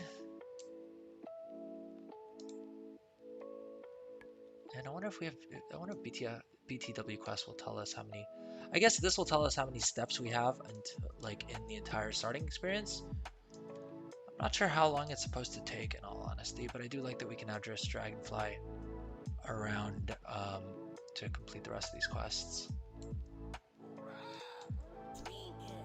Well, I think we should probably pick up all the treasures that we can along the way.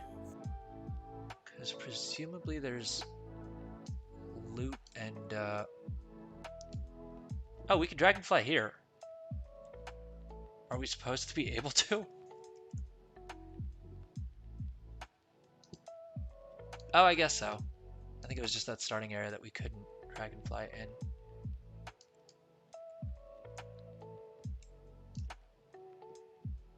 Looks like there's a treasure in here. Let's grab that real quick. Living ration.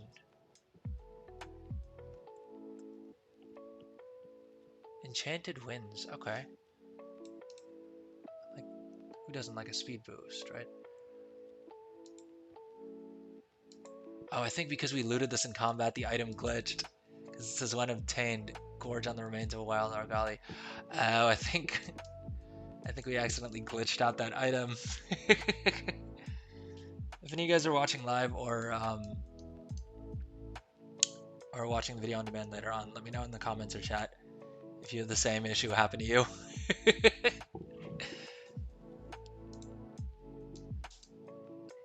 I wonder if it'll just like disappear when we log out, because that sometimes happens when the items glitch like that.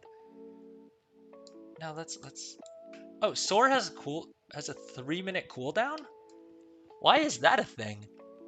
I thought the whole point of dragon riding or like of Dracthyr's being able to fly was that you could use it instead of your mount. I didn't realize it was on like a 4-minute cooldown. What's the point of that? What on earth is that? Why do that? It seems so weird. It seems we don't have dragon riding train though, because we can use this mount as a mount, but not as a dragon riding mount.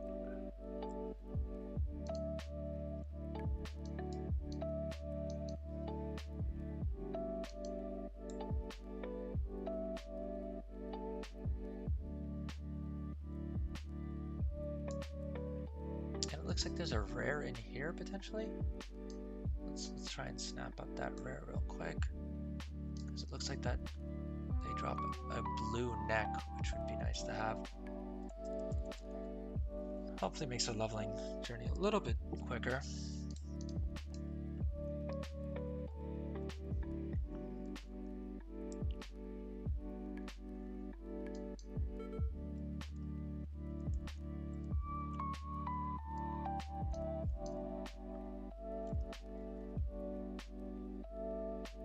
My main hope is just to make it out of the starting zone without dying. I die on stream way too often.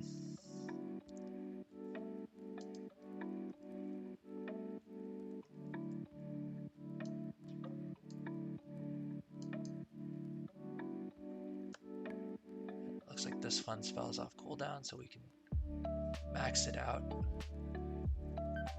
Boom. Okay. We managed to take out the rare without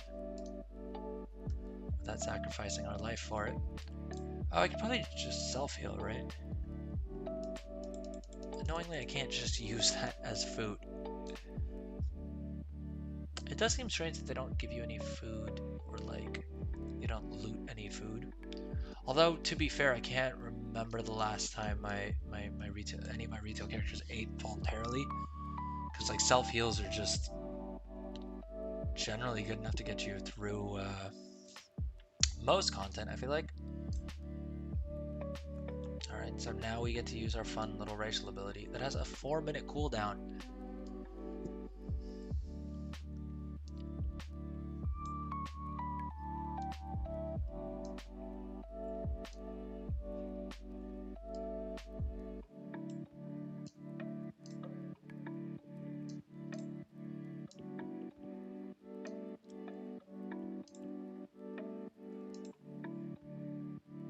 Ding! Alright, we're level 59. Did that unlock anything?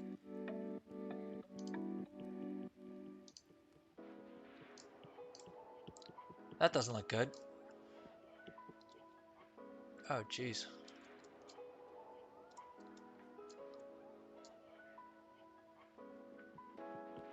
The support crash. Why are we choking? Oh.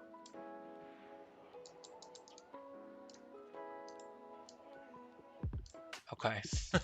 I think we were supposed to choke there. Luckily it didn't take us out. Alright, so we have 2 quests now.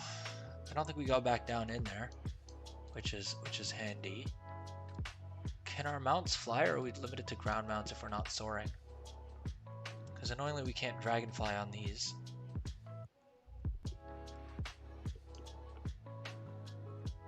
Did I like skip a step or something that gets rid of the cooldown on soar, or does soar actually have a 4-minute cooldown? That seems needlessly difficult.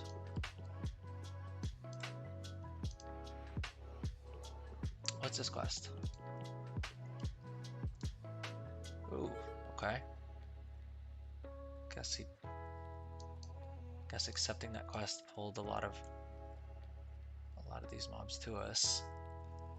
Though I do like that I'm like I do like how powerful this character feels physically. Like being able to knock back a whole bunch of mobs like that is kind of cool. I don't know of any other class that can like do that one level into an expansion. It should be interesting to see how they spread out your spells, because it's clearly being designed for a 58 to 70 experience, right? But it should be interesting to see how they space it out from 10 to 70, which is what I believe it's going to change to in the pre-patch.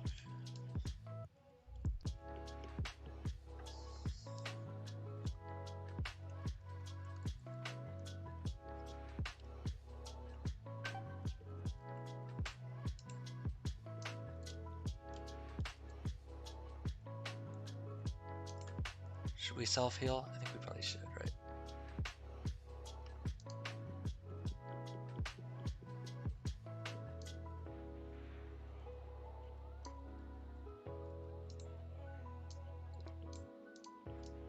Alright, we gotta take out Skytherin. Let's use our fully charged fire breath. There we go. Doesn't look like it did all that much damage to him, if we're being honest. But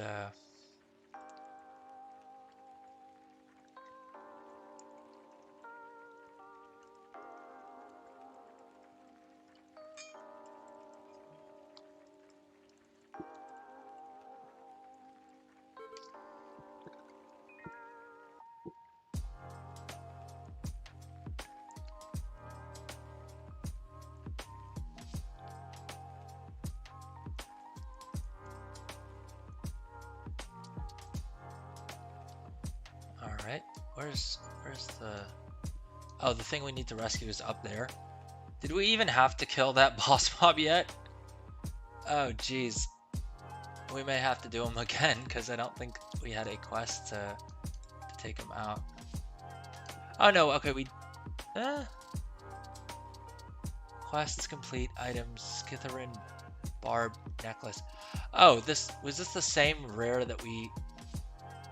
I think that's the same rare that we took out earlier. No, but we came in... I don't know what's going on. I may take a break in a quick second here. It's a little warm in my office. I do need to go metal. I do need to go mess with the AC a little bit. All right, we need one more toxin gland and then we're done with this quest, and we are almost at the halfway mark of this guide. I'll be honest, I did not expect it to take this long for us to get a Dracthyr to the point that we can buy the mounts, but hey, we're getting 8 mounts, so in terms of mounts per hour, this is probably the best thing you can do if you haven't done it already. Considering it will take a lot longer in pre-patch, because I'm not sure. Maybe in pre-patch it doesn't. I'm not sure if they'll still take you through this leveling experience, and maybe they just spit you out at the end of this with having to level the rest of the way through the other expansions.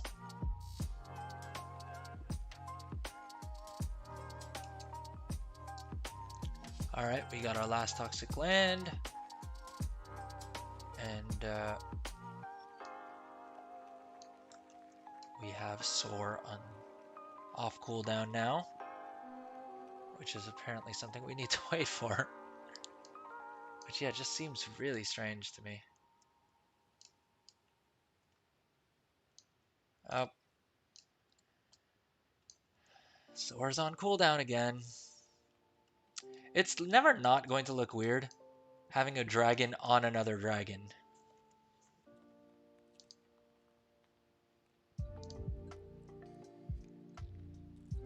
Do we have like a way to convert into like a human form?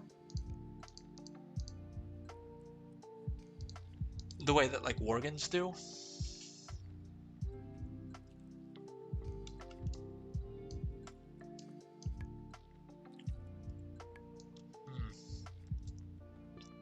Doesn't seem like it's in our spellbook. Maybe we'll unlock that as we quest.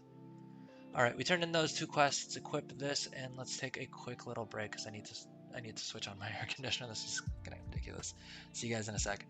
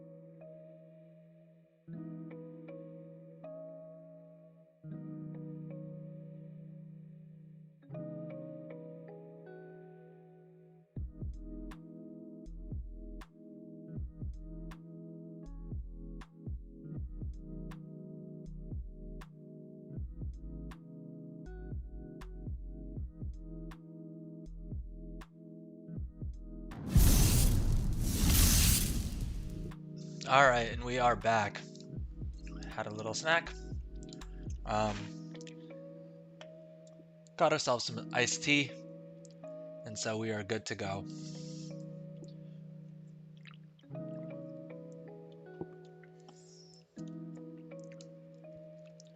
Heal 10 injured Dracthyr. Okay.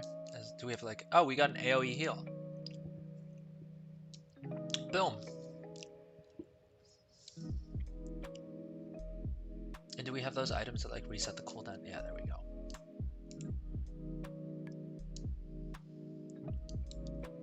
Is this also channeled? No, it looks like that's just open. Why did it spawn all the way over there?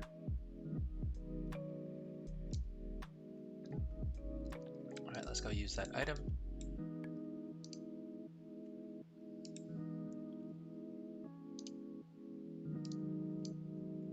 There we go.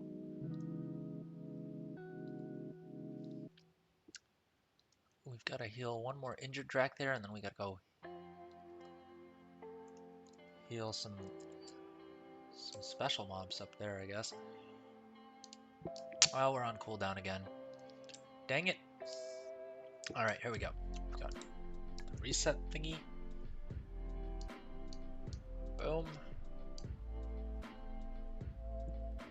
Let's soar up here. Atronach Hailstorm. Living Flame. Oh, we don't need to heal them to full, I guess.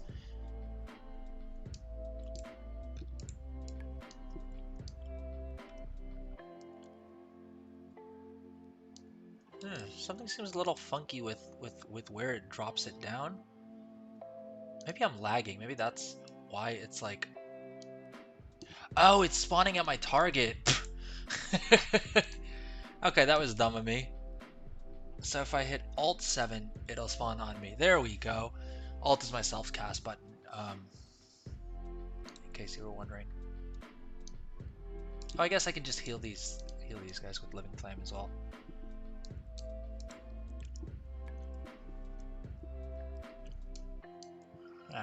No, we gotta use the regular mount again.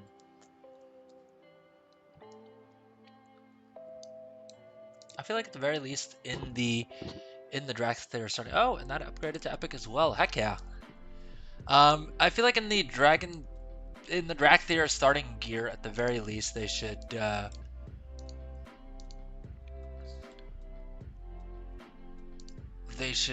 have the cooldown of soar reduced or like set to the same as mounting. It feels really goofy to have to use a dragon in order to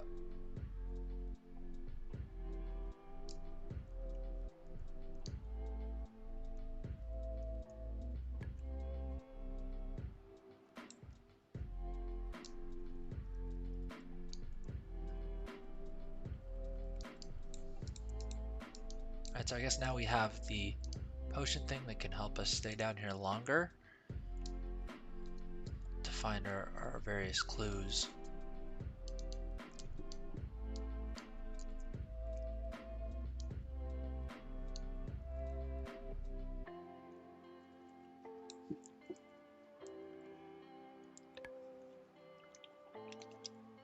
Oh, we waited too long to hit the quest item and lose the buff.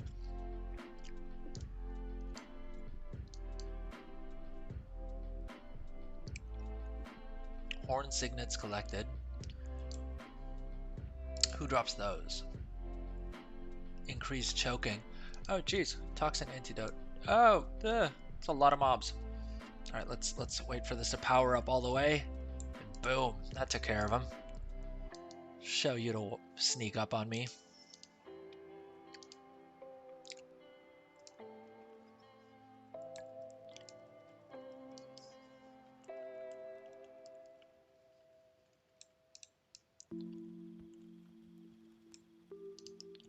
Oh, toxicity is getting high.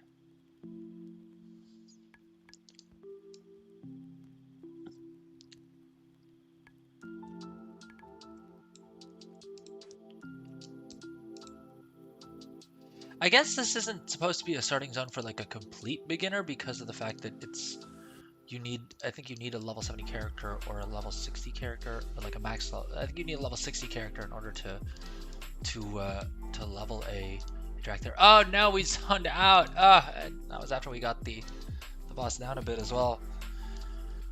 Jeez. And this, dear viewers, is why I generally tend to not do a lot of PvP and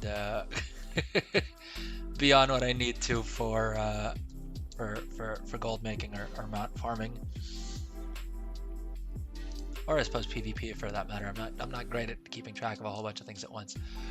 Oh, do I just need to use this antidote on cooldown? Is it worth just like putting it on my bar and like using it on cooldown basically?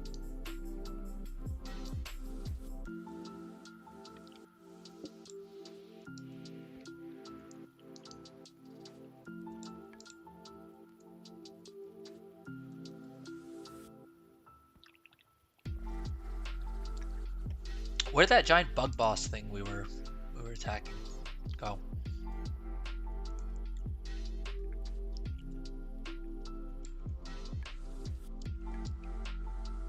Oh jeez, toxicity, self heals. This is not a fun time. This is why I don't leave the auction house. Oh god, yet again.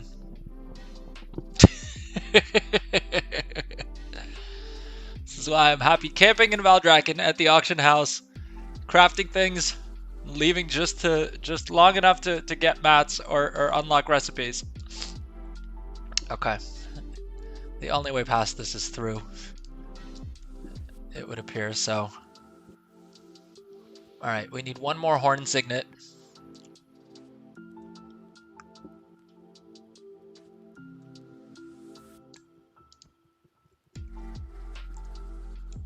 So interestingly, we have both a quest item that clears toxicity and this toxin antidote spell that we have on our screen that it won't let me drag to a bar for some reason, but I think basically it can just alternate between the two of these and keep my toxicity nice and low. I don't think this is supposed to be as difficult as I'm making it out to be. I don't think you're supposed to struggle with this as much as I am. Am I missing something? Is there like a reason? Is there a way to like reduce the amount of toxicity you get? Is like, am I walking through some puddles or something like that? Oh, I don't even need to take out these dang beetles. But they attack me, so I shall. Survivors rescued. Oh god, is there another floor with survivors? Jeez.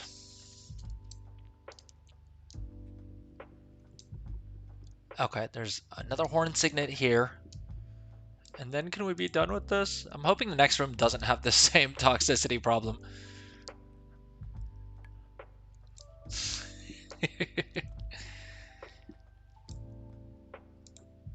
If you're watching live or if you're watching the... Oh, okay, thank God. Okay. They just all get released at once. Okay. Should we bother running out, or should we just let the toxicity port us back out? Yeah, okay, succumb to the toxicity is what Zygor is telling us. So we shall listen and just let it... Of course, when we want it to toxify us, it takes way longer. I wonder if like standing right on top of these things will make it go faster.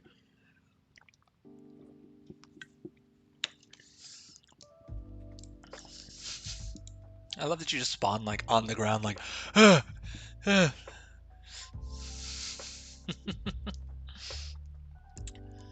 You're second best. Let's replace that. Now what? Ride the Soar Enhancer.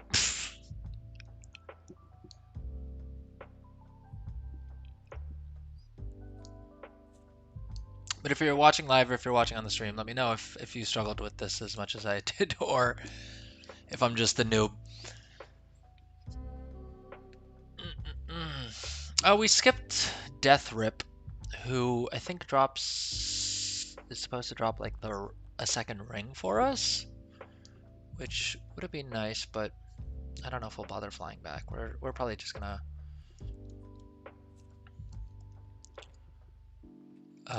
push this character straight to 70. I don't know if leveling. I don't know if leveling gear is necessarily a focus for us. Ooh, okay, we got one mount. Does that mean we can... There we go. Okay, so we're at the point that we wanted to get. We got the Obsidian Vorquin. Heck yes. Let's take a look at this. Again, it just looks weird having a dragon right on the back of like a mount in general. It just makes me think my Dracthyr is super lazy. Ooh, I do like the mount special on that though. Right? That's pretty cool. All right, let's pick up the other mounts that we need. Do we have enough gold? I think we should have enough gold to pick up all of them. And it looks like we did. So let's go ahead and learn all these. And is this a bit of a cheese on my mount grind thing? Maybe. Let me know in the comments or in chat if you think this was clickbaity for me to say that that we'd be getting 12 mounts on today's stream. I don't think so. I mean, they count, right? We are going to be getting 12 mounts on a single stream, which, considering most of the easier mounts we already have, I don't think it's too unfair. All right, so now are we in the open world yet, or do we still have... I think we still have more Dracthyr only quests. We're not going to spend too much longer trying to figure this out, but if this does take us out of the area... All right, let's do this rare since they're up. I don't know if it's a rare, but whatever. Let's take out this mob. Oh, we short-clicked it. I keep forgetting that you need to like hold down the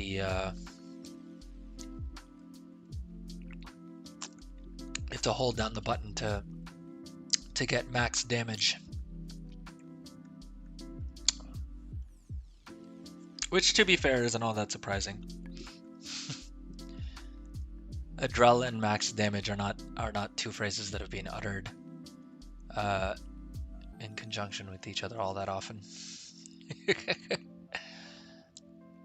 Outside of Remix. To be fair, Remix allowed me to do huge amounts of damage. And welcome to the stream, anyone who's just joining us. So we just unlocked 8 new mounts by completing the Dracthyr Evoker starting area, or at least getting far enough along in it to wait,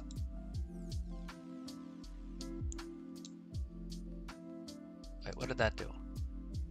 Okay, strange.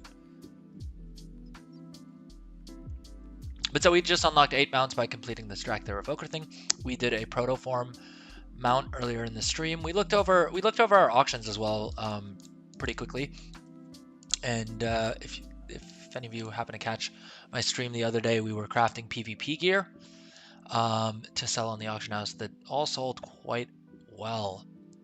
All right, let's complete this last quest, and then we're gonna hop back onto our character, and hopefully the magma snail has respawned, and we can complete that quest, or complete that mount. Deep breath. Accept the primalists.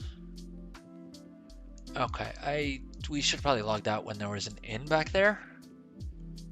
Can we still get back to it? I don't even know where that inn was. Not this way. I think back the way we came. Yeah, I think there was an inn back here, which will just mean that we get more rested experience. I mean, if we kept questing, we would get this character to level 60 in the next 8 minutes. But like I said, I'm probably gonna just level this character primarily in the pre-patch, because they are gonna nerf the amount of experience required for characters to level from 60 to 70. So if we hadn't needed this for the mount, we certainly wouldn't have bothered doing this on today's stream. But hey, I can't turn down 8 mounts when I only need like when I only needed 12 in order to unlock the achievement.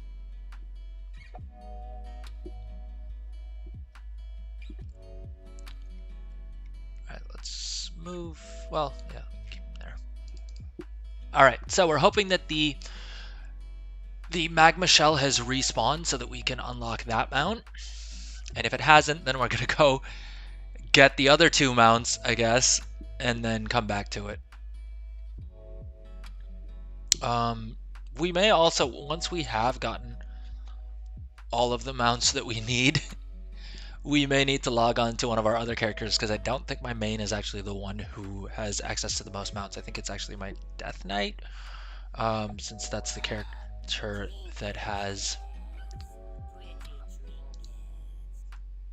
Alright, what was the name of the mob here that we needed to target? So we're at 7125, and okay, the empowered snail is up. Heck yeah. Alright, so what we need to do is we need to use the item which is in our bags here that we picked up from the auction house earlier, the empty Magmashell, and we need to survive long enough while channeling that spell. Now, somewhere in here, we learned the Summon Jade Statue spell, and we're gonna hope that the Jade Statue is able to heal us and keep us alive while we do this. Throw up a self heal and okay. What do we think? What do we think? Are we gonna make it? Are we gonna make it? Are we gonna make it? Oh, geez. Oh, don't think so. Can I? Oh, I can't heal during it either. Okay.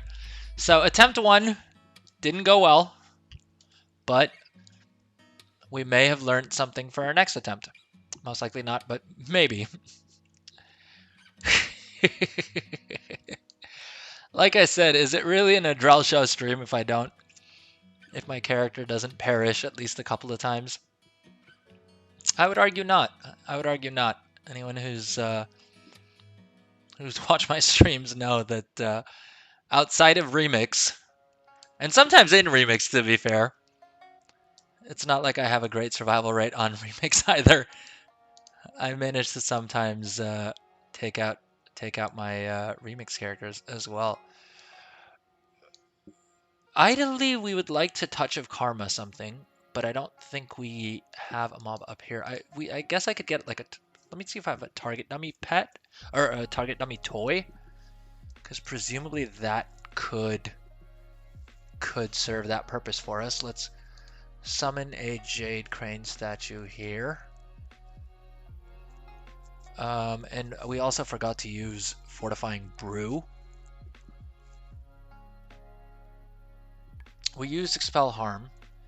Chi Burst. Okay, so that is also another heal that we have here, I suppose. We were looking for a toy that has a target dummy.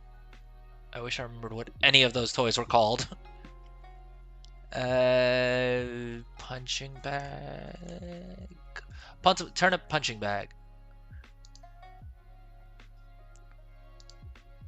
No path available. Well, I wonder if I drop it down here. Spell not learned. What? Why is it saying spell not learned? It's a toy. It's not a spell. Oh god. Oh jeez. Okay. Okay. If we literally fell into the lava. Oh god, am I bad at this? All right. Let's self heal and then let's throw Touch of Death and we'll roll down there. All right. Let's do Touch of Karma. And then we're gonna roll down here, and hopefully that should. All right. Oh, we forgot to pop. We forgot to pop Fortifying Brew, but hopefully that was long enough to buy us enough time to. Is it gonna be this time? It's not looking good. It's not looking good. What's our health at? 34%, and the spell hasn't. We need 4 more seconds. I don't think we can cast anything else. No, we just missed it. Okay, I think the turnip punching bag thing helped. Oh, probably we can use dampen harm as well. Okay.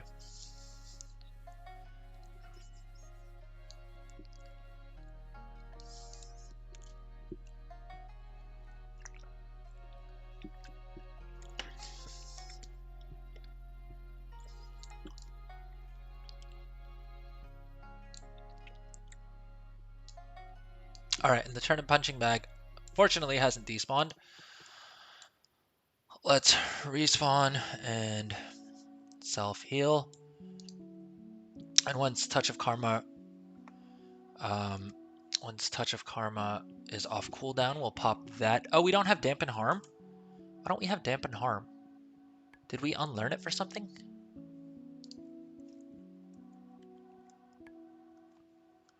Oh, there's Dampen Harm in here.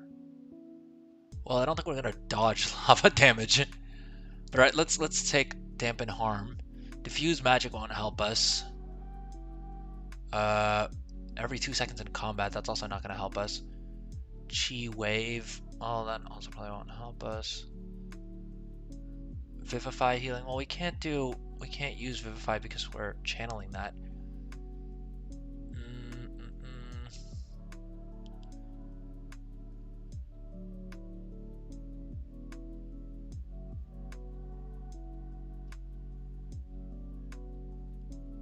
Alright, I don't think there's any other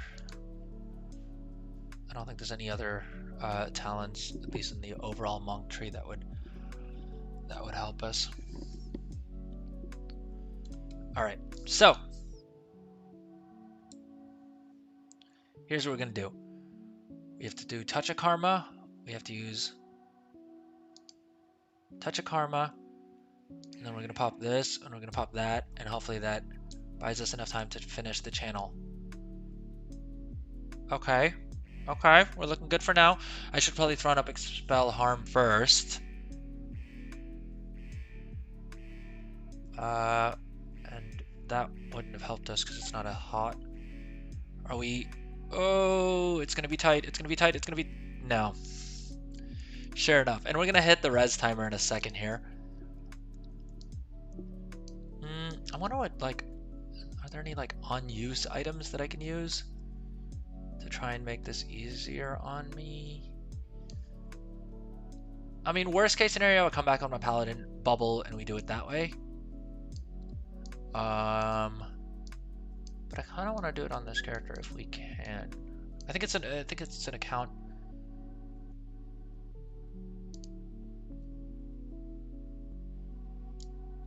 I think it is an account-wide achievement, so I don't think it should hurt us too much. Oh, geez, Fortifying Brew is now on a 6-minute cooldown. That's not good. Do we have any other items that would help us survive this?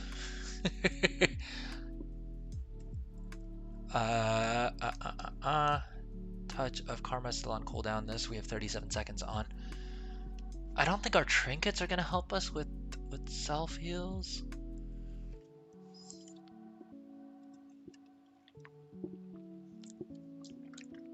Oh, you know what? I do have a bunch of, like, in my bank. I do have a bunch of like jewel crafting items that I'd crafted for like leveling up or whatever, and that are like heal me. Oh well, we also forgot to put down the healer, the Jade Serpent thing that would like self heal us. I'm out of action bar space. Which of these can go? Alright, let's just take out that. Alright, I don't think we're going to wait for the full cooldown of Fortifying Brew, because that just feels like it's going to take way too long. Oh, and our turnip punching bag is gone. Oh, and it's an hour-long cooldown, jeez. So we don't even have... Why can't I do that right now? Puntable Marmot. Bag. Blue-covered bean bag. No, it's just a bean bag. All right, so we don't have Touch of Karma either, which is a 50% of our health shield. All right, we may need to come back on another character because this is. All right, let's see if we can. Maybe we can get there, do this, and then. All right, I think we wasted a precious second on clicking things. I don't think this is gonna work. Can we Vivify? I don't think we're gonna be able to out heal. Oh, maybe if I go Brewmaster though. All right, let's try that. Oh, and we also forgot to put down our healing thing that we put here.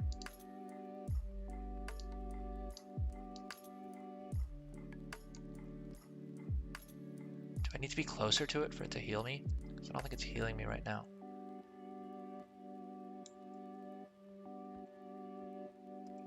Oh, I should have used Tiger's Lust before going down there in any case. I was rolling, but I don't know if that was enough to help me. All right, let's go Brewmaster real quick and see if that's any better. We may need to mess around with our specs as well, though. Yeah, because the taunting isn't really going to help us too much. Increase healing from all sources. All right, so we want to go down this pathway somewhat. I don't think we can bounce back on. I don't think we can bounce back on that. Vivify healing, soothing mist.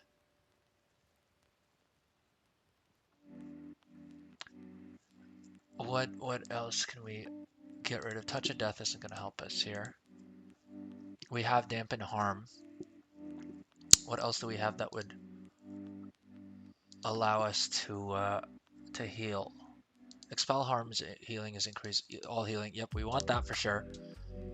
Chi Burst.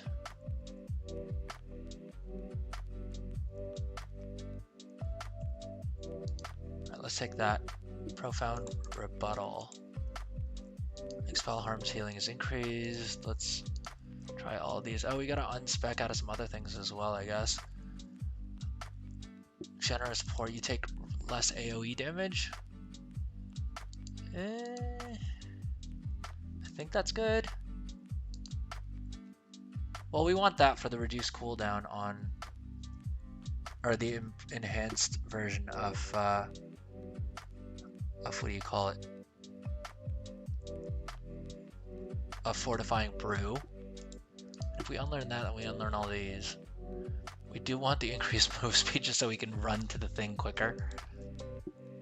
I don't think we can unlearn that. How do I get enough talent points to? Because I need 2 more basically, so I gotta pull 2 points out of somewhere. Increases all damage done. I could give a dang about damage right now. Vivify healing is increased. Vivify becomes instant. No, none of those are gonna help us. 3% is also not gonna help us. Let's be honest here. I think we can put this point wherever we want, really. Let's see if there's any PvP talents here that'll help us.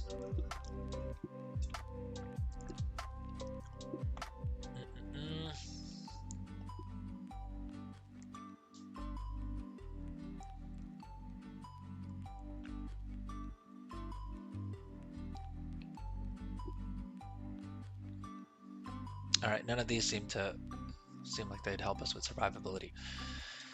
Alright, so we have the Jade Serpent back now. Let's pop that down. And it looks like if we stand here, we can actually place it there. Here. Or not. Okay. No path fit. It just let us do it a second ago.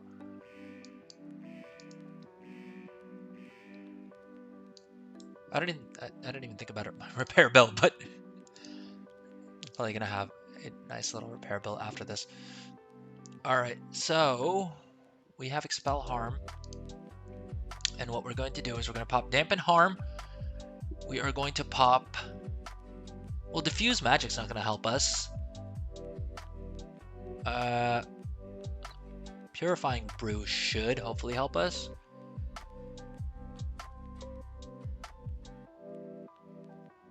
Okay, this Invoke Neozao may help us.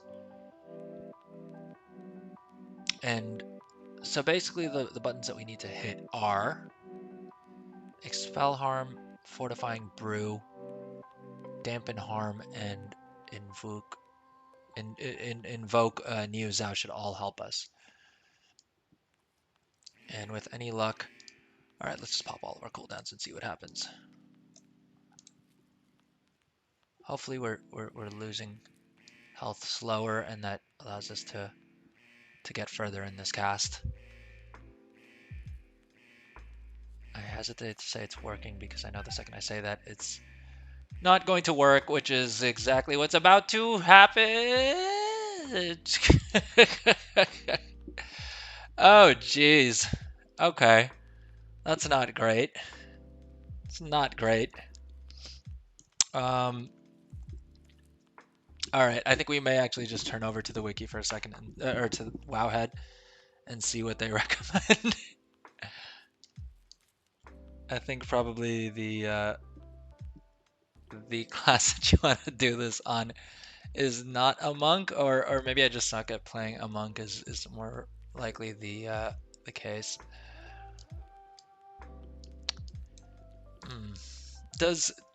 I've literally never played Mistweaver before, so I don't know if Mistweavers have like a bubble-like ability.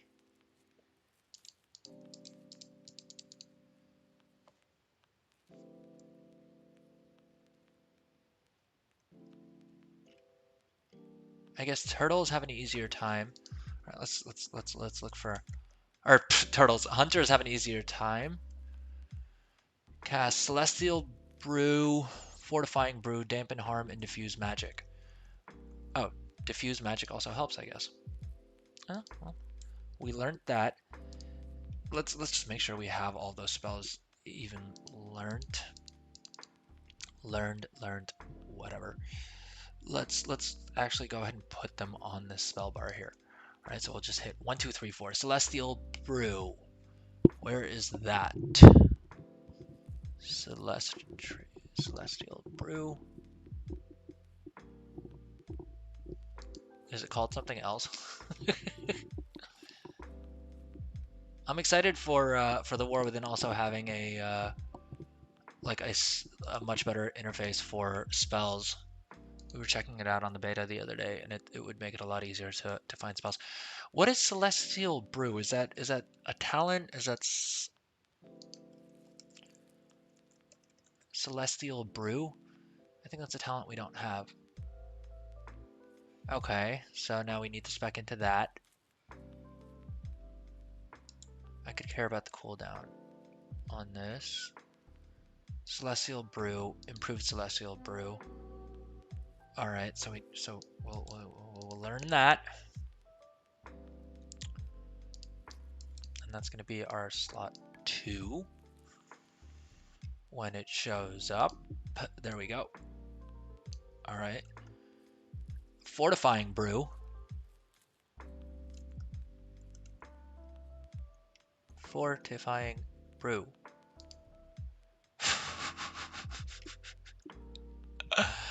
Jeez. Okay. And then we need Dampen Harm and Diffuse Magic. Diffuse Magic we're going to put in slot, well, 3. And then what was the last one? Diffuse Magic and jeez, Dampen Harm,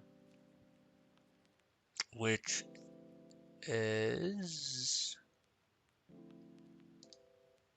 right there. All right. Hopefully with this, we are able to make it work. I don't think the Jade statue is actually doing anything for us, because I don't think it can target like underneath the lava. And I don't think we can place it under the lava either. So that may just not be doing anything for us, and that may be something that we need to deal with. All right, we don't want to start dying yet. Do we have? Okay, so we did place that under the lava. I don't know whether we'll be in range of it in order to benefit from its healing, though. Soothing Mist.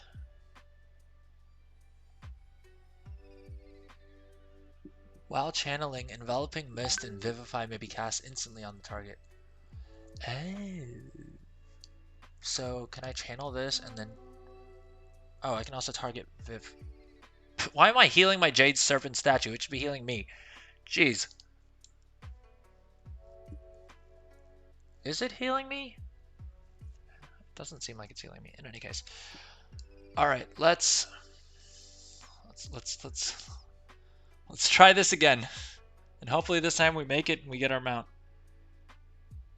Because I've died too many times already.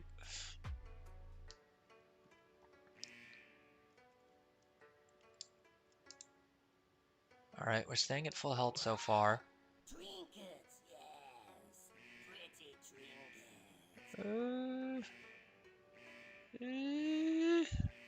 It's gonna be another nail biter. Oh jeez, come on now. Come on. Come on. And boom! Okay, we got it. And we're probably... If yes! We got it! Alright. So, it only took us... I don't know how many attempts. But we got the mount, and that's what matters. It spawned. We were lucky with that. We were able to get it. Like, we were able to have the mob up without someone coming in and stealing it from us. And we were able to figure out the exact the exact spells that we needed to use in order to actually survive the onslaught. Now, did it put it in? Did it go straight into my mount journal here? Yeah, I think it's just straight in the mount journal. Boom, Magmashell. All right. There we go. There we go. That's a slick looking mount. All right. It looks like it does the same animation as the crafted version, the protoform crafted version that we did earlier. And it is a 210% speed mount, though. It's not as slow as the other snail that we have. So, this is actually a mount that we may actually use at some point. Other than sitting in, what do you call it? In Valdrakken, or I guess Orgrimmar, or the new one, which is Dornigal. All right, let's check if our collection achievement here is reflecting it, or if we're gonna have to log on to another character in order for it to pop. 497. So it's showing some of them, but interestingly enough, not all of them. Now, we don't have 3 more mounts that we're gonna get. We have 2 more mounts that we're gonna get, which, unless I'm mistaken, something may just mean that we need to... Oh, that's not good. If I had to do another corpse run after getting the mount, I would not be a happy camper. Let's just leave it at that. All right, let's use our Dalaran and Hearthstone, and then we're gonna port to Orgrimmar, and then we're gonna port to Shrine, and then we're gonna fly up to the Isle of Giants, pick up that mount, and then we will Hearth back to Valdrakken and do the quest for what should be our 500th mount. And if it's not, then we'll see. I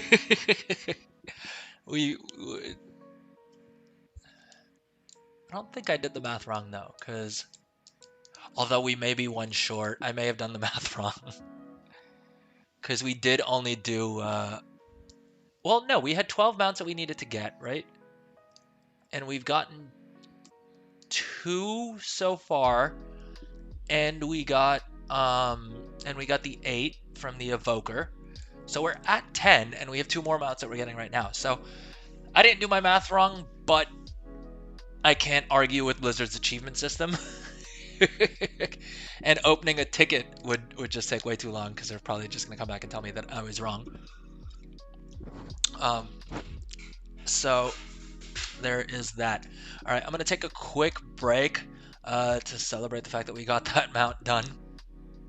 And then if we need to do another mount, we will do another mount. I do have a couple others that I have in my back pocket that that we can do. Oh, actually, I wanted to do the daily mounts before the reset because server reset, like the daily quest reset, just happened 16 minutes ago. So theoretically, we could have done 2 rounds of dailies for all of those daily quest mounts, but it is what it is. I'm not too upset about that. Where does this portal take me to? Back to Orgrimmar. All right, no, we don't want to do that. It feels weird being here in retail and not in remix. Do we actually have any work in Shrine of Two Moons, or should we just let's hop on a griffin to what on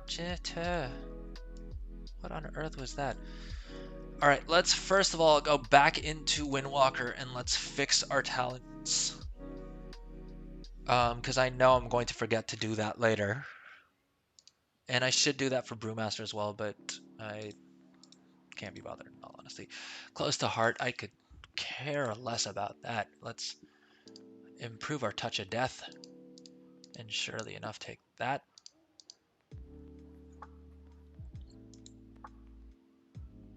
Well, I don't need a Yu'lon's Grace or Diffuse Magic. Chai Wave. Kai Wave, Chai Wave. Just do Chai Wave. Whatever. Kai Wave. Invoker's Delight. Ooh. Should we? No, I love Touch of Death too much. To ever put talent points outside of that. All right, let's pop a flight path. Let's hop on a flight path and then take a quick break.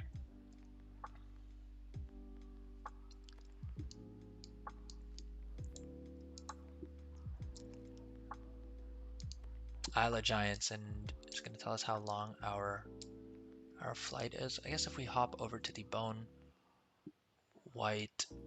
thing. All right, so it looks like it's going to be like 3.5 minutes. So perfect timing to take a quick little break, and we will be right back.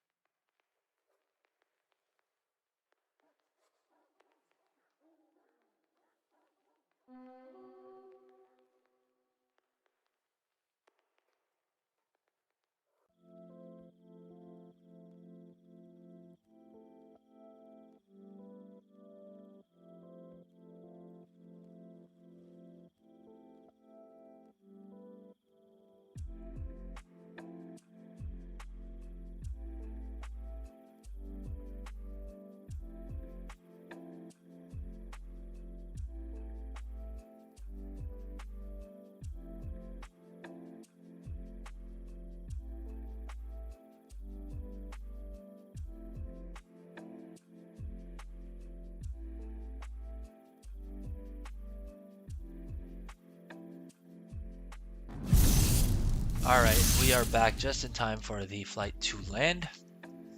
Now, I don't think we can fly over here, and so we need to figure out how to get to that cave. I don't know if I need to go... I think I need to go the long way around. Or maybe not. Maybe it is just from down here. The quicker way to do this would be to dragonfly to the edge and then allow it to like drop you in the right location. Make sure we don't pull the Alliance Flight Master. And if you're, of course, we picked up these bones from the auction house, just because we were feeling a little bit lazy. But if you want to farm them yourselves, basically you just have to farm all of these. You just farm any of these dinosaurs for the bones, and you need to grab 9,999 of them. If you don't have the other mounts that you can get from them, it's the primal eggs basically hatch into these. And so it's definitely worth coming here to farm those in any case. I think that's where I got how many ever giant dinosaur bones I already had prior to hitting the auction house, was when I was farming the eggs for these way back in Mists. All right, so we're going to come around this corner, and you can be very careful to only turn in this one because he does have other... Boom. All right, mount number 499. So yeah, the other things he has, I actually don't remember what else he has. I think he has a... Well, we've done that. I think you turn them in. Let's double check what exactly it is that... Okay, so we can... We did this. This is going to be the next one we do. And we're probably not going to get to melee and the others today. But if you guys are interested, let me know in the comments or in chat if you're watching live. And thank you to everyone who is watching live, by the way. But let me know in the comments if you want me to do those quests live on stream, or if we're fine to watch if you'd rather I just do them off stream and put together a little video on how to get those mounts instead. All right. So it looks like the other items that he has are, well, Spirits of Harmony, which, I mean, I'm sure potentially you could make some gold off of that, depending on how many dinosaur bones you need. 99, so it would be like 100 gold for a Spirit of Harmony. So you could make some gold off of that by just buying the bones and turning them in for Spirits of Harmony. Because, yeah, 9 gold for a Mote of Harmony. I think you should be able to turn a profit on that. Spectral Porcupet. Since we're here, let's see. Alright, so that's selling for like 2,000 gold at level 1. And you need 1,000. Yeah, so you could make 1,000 gold profit, pick up some extra bones before heading over here, and turn in the quest for a Spectral Porcupet. And you'll either get 2,000 gold for it, if it's at level 1, or 5,600 gold, at least on my realm, for it at level 25. Alright, so we not only got an achievement, but we also got the mount, and let's go ahead and mount up. White Bone-White Primal Raptor. Boom. It's a good looking mount.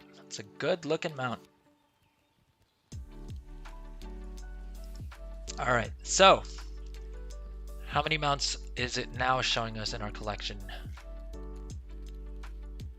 I don't know why it's all of a sudden shows it, pretending like I don't have all these other achievements already. Oh, that's not a fun bug. It's upsetting me because we already have all of those rewards. It's still showing 498. So let's go do the quest for the last mount, and then we'll log on to potentially our Death Knight or maybe our Hunter. I think actually on the Hunter, if I was to do the Hunter quests for the different colored, like the different color variants of the Hunter class mount, between that and engineering, my hunter may actually be able to use more mounts than any other character. But I do know that the counter is a little bit janky. All right, so let's close that one out. We could also go do Dark Maul. I don't think it should take us too long. So maybe if we don't, if the achievement doesn't trigger after this, we may go do that. Because that's definitely one that we can get at the same time. Ooh, or we could do the Lucid Nightmare. I think that's also one that you can do in the same day. In either case, whichever ones I don't do here, we are going to we're gonna do on like a video for. So if we don't do them on stream, if you want me to do them on stream, let me know in the comments or in chat, and I will be happy to do them on stream instead. But otherwise, I may just record them offline and post the video with that. All right, the Dusklight Razor, by the way, according to Wowhead, it may be bugged. We already have some of these eggs farmed up. You can only farm 2 eggs per day, and apparently the first one drops pretty quick, but the second one can take you a couple of hours for it to drop. So ideally, you would want to farm 1 egg per day. But apparently there is some sort of a bug that causes it to not realize that you've turned in as many eggs as you have. And so that's why I decided to not bother with that. And give me 1 second, gang. I'm just going to switch my AC on real quick.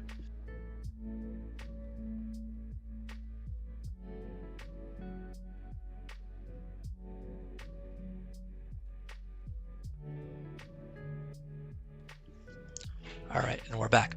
So what we want to do is we're going to do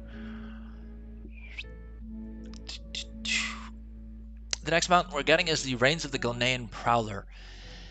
And so we need to do this quest line for Gilneas, which starts with summon to Lord Greymane, but we need the Horde version of this.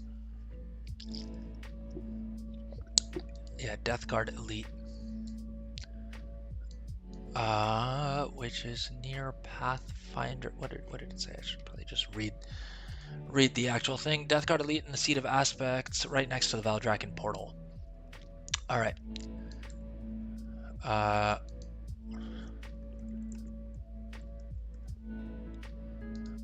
Probably helps if I don't misspell Gilneas.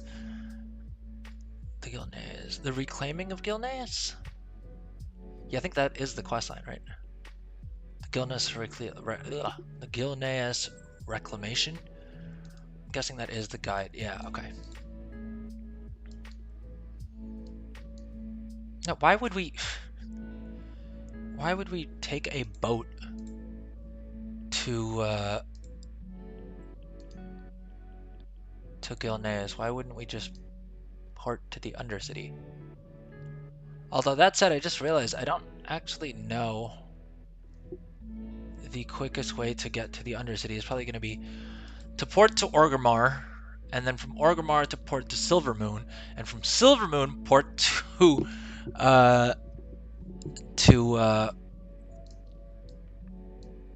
oh, there is a portal to the directly to the Undercity. Let's see if that's up. Oh, and we're not dragon riding. I cannot wait for sky riding. Genuinely cannot. Oh, and let's take a quick little pit stop to collect our our trader's tender from the traveling post, or trading post rather. Boom, and we got the Trishy pet as well. I don't know how much we're gonna necessarily use the Trishy pet, but we got it. And was there anything else I wanted to pick up? We bought the 2 mounts. That's what I cared most about. The Deep Sea Treasure Pack is cool. I actually really like this set. I may yet pick this up. But anyways, this stream is about mounts, not about transmog. So, although I may do some streams about transmog, depending on if. Let me know in the comments if you guys would be interested in me doing some transmog content as well, like the heritage armors. I think I figured out a little trick to do the heritage armors The Heritage Armor quests while on your character, like while using the allied race characters that you would level up using my little strategy for remix. Okay, I think we can just exit out the back, which is over here. And that should take us out to Terracefall, which should be close enough to where we need to get in Silverpine. Let's just swap over to a Dragonflight Mount. Oh, and we're on the wrong toolbar. That's not great.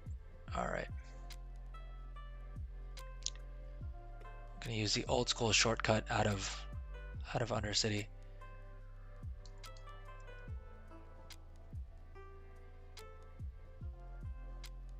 I do sometimes miss coming back to the older zones.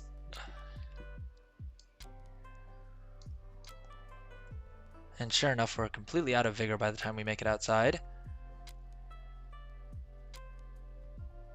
Oh, I keep forgetting my vigor bar is now at the top of my screen.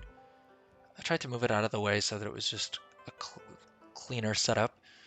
And also because I have started posting content on TikTok and on Instagram and some of the other vertical platforms, it just looks cleaner when there's nothing in this part of this screen, sort of.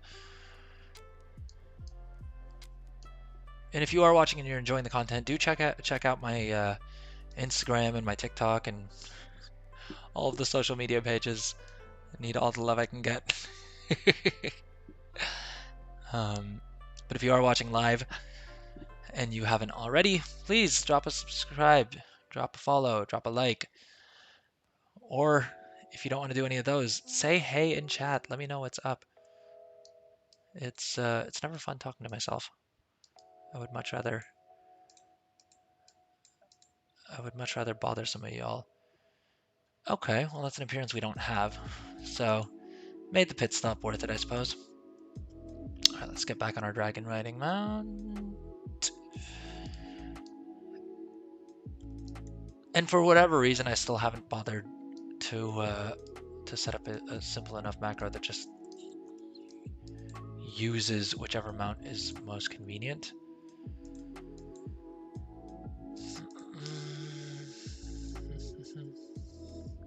Talk to Tess to go to Gilnean. Where's Tess? Is Tess outside? What are we doing? Not waiting for the RP. Come on now.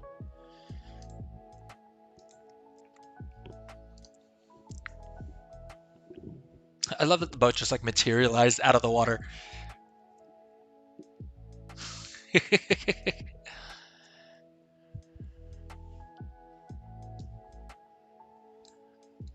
Oh god, the water looks terrible. All right, we're gonna turn up the graphics a little bit. I turned them down. I usually play on max, but my graphic card was struggling a bit since I upgraded the motherboard and the CPU. I haven't like updated the BIOS yet, and I have a feeling that may be why things are running a little bit less efficiently than they should do. But that was also when I was running 2 WoW clients on full. Either way, it's a 4070 Super. It should be able to take a game like WoW for sure. But I think I probably still do need to. I think I still do need to update the BIOS and drivers and all that other fun stuff. All right. If you're watching live, let me know in chat. Should we watch the cutscene or should we skip conversation?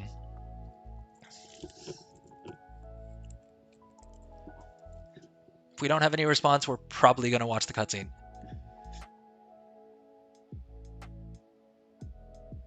All right, cutscene it is. Oh no, wait, no. Is it just them talking? Oh jeez, okay. Oh, shot myself in the foot there.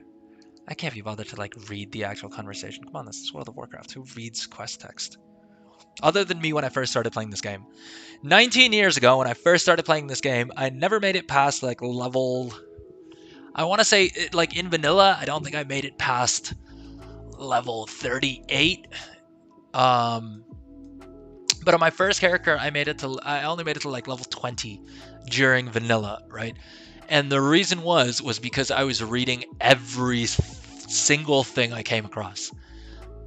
I don't think I actually remembered or like understood any of what was going on, because it like the quest text, I mean, unless I had bothered to like understand the lore and like do all of that stuff, so I was just very much understanding like very minor parts of the story from like reading every single quest text, like every single quest's text. And so what do you call it?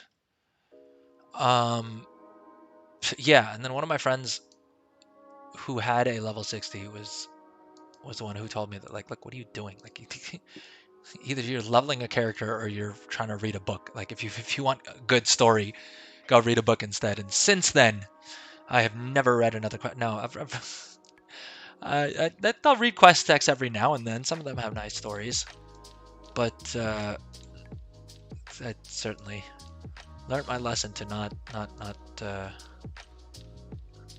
attempt to read every single quest's text rather. Oh, I forgot these mobs are actually level 70 because this is a level 70 quest. We've been doing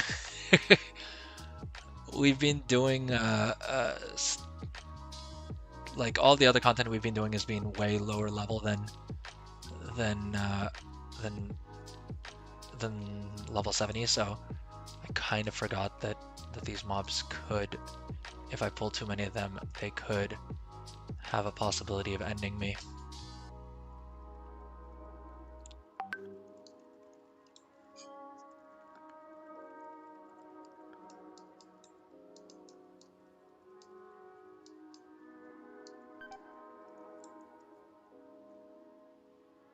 Alright, let's throw up some heals.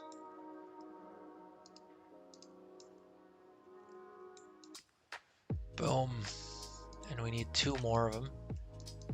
Scarlet Monastery has guns now. Or the Scarlet Crusade, rather, has guns.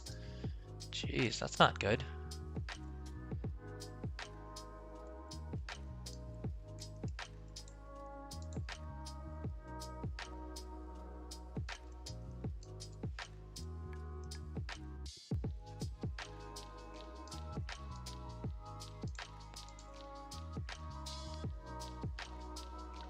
Oh, I'm glad we're getting flight stones for this quest line at the very least. Always need more flight stones.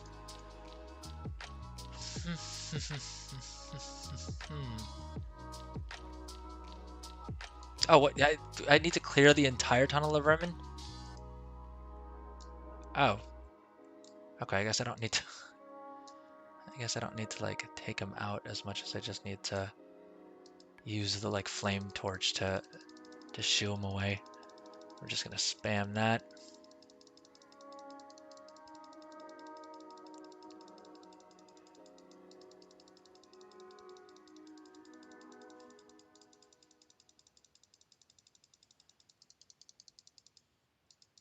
It'll be interesting to see if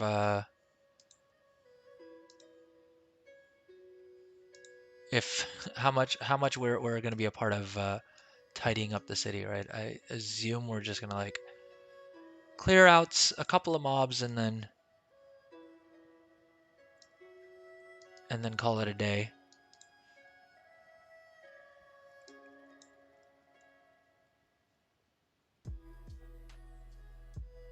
Oh, I guess I should have been attacking it when it was stunned. How many of these do we need to do? Okay, I think probably just as many as we need to get through.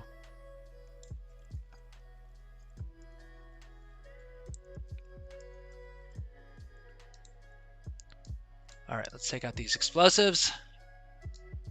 Let's take our self-heal. And then I think we're just gonna try and see if we can get away with only doing the ones that are like in front of the explosives. So my hope was that we could just rely on using our little bonus spell thing here.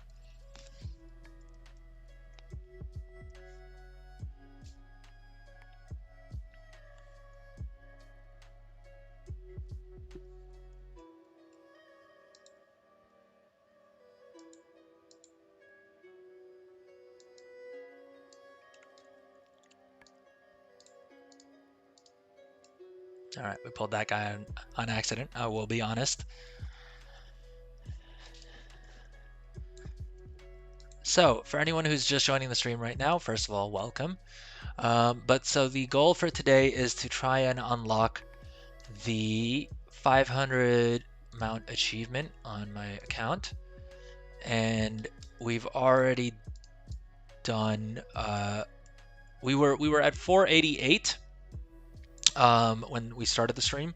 The first mount we got was a proto-farming mount. We covered where I recommend farming for the Genesis modes that you need to craft those, as well as did a quick overview of those mounts and how you unlock some of them and things like that. So if you're just joining the stream, feel free to check out the video on demand later if you want more details about that.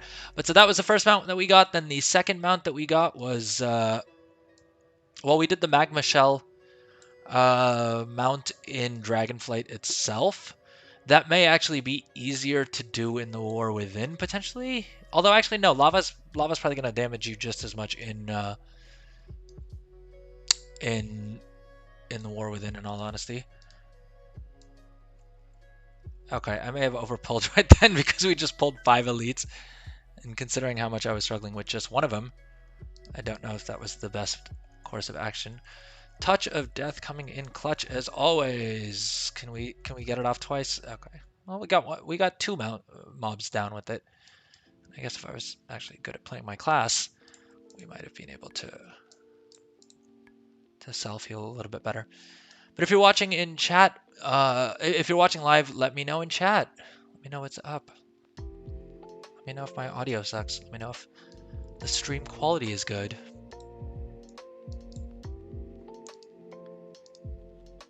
All right, let's heal up a bit.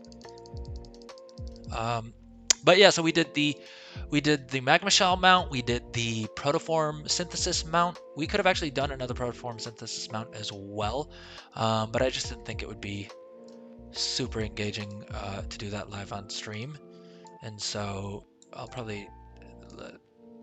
I have a couple of videos planned covering the Protoform Synthesis Mount, so keep an eye out on my YouTube channel for that. I generally also cross-post to TikTok and to Instagram. I should probably start posting on Twitter as well, huh? But check me out on those platforms as well if you haven't. And if you want to be the first to know when that video drops, subscribe to me on YouTube, please.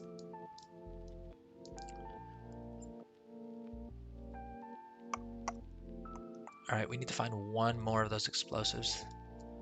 And there we go. Although I feel like every time I click on explosive, it sends me to pick up another one. Actually, how many do I need for the quest? Because I'm looking at the Zygor tracker, which is messing me up. All right, Gilnean. Okay, looks like it is just 8 of them.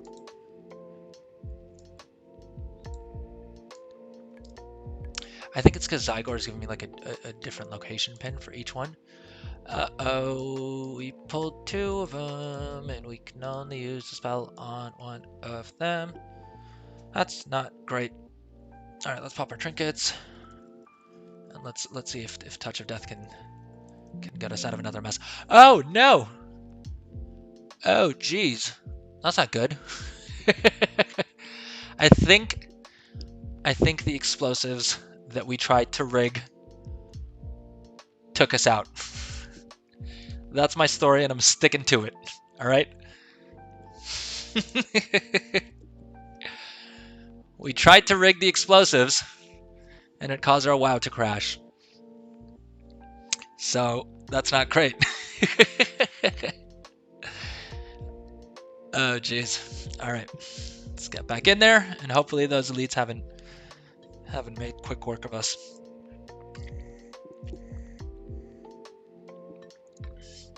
All right, I'm gonna take a quick little break while we're waiting for us to log back in.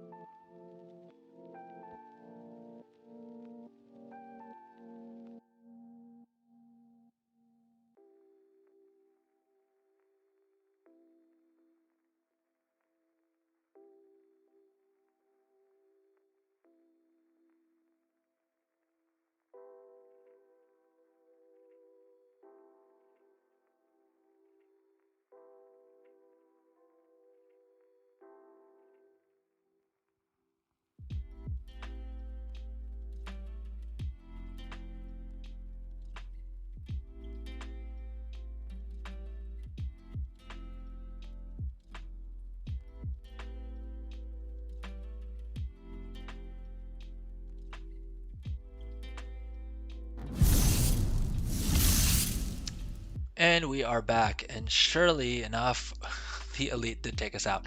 So, yet again, we can't have an Adrel show stream without me kicking it at some point. Oh god. Do I... Oh geez, do I really need to run around this whole thing? Why can't I fly here? I feel like Blizzard is so lackadaisical with where they choose to let you fly when you're dead versus when they don't.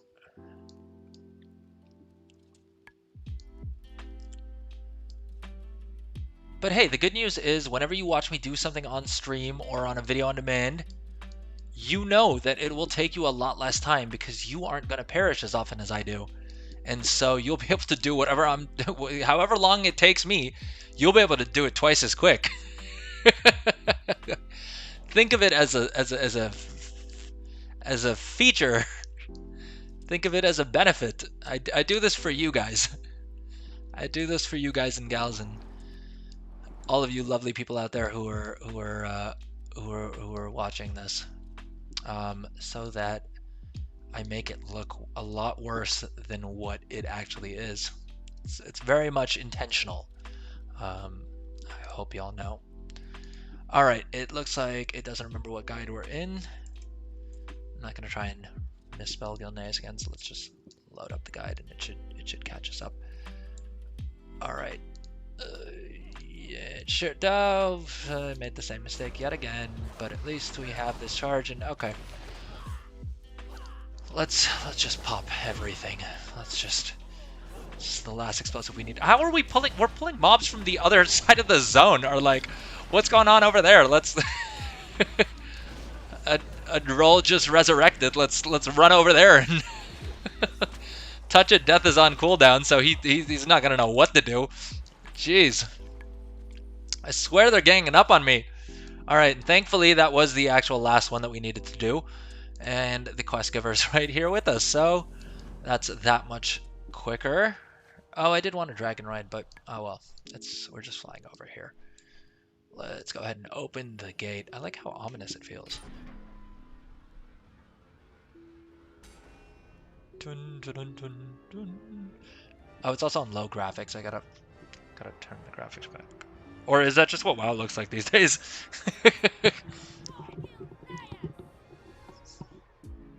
Did my graphics get turned down? My graphic card is certainly not having a great time. Yeah, we're at base game quality. We're at the lowest quality setting. There we go. That looks a little bit better. Don't think it makes much of a difference to those of you watching on stream. Well, actually, no, because if my graphic card is up at 99% utilization, that probably means that the encoding for the stream and or the video aren't going to be super great. So I was hoping that turning it down to like mid-level to 6 would bring down our GPU utilization there, but didn't seem to have done much. All right, so let's just turn it down to a comfortable 2, and I promise I will get this all sorted before our next stream, so that we can stream in at high quality. Let me know in the comments about that as well. Do you guys care what quality our stream is at? What's this? Now that's to take out a mob. Click bomb location. Where is the first? Oh.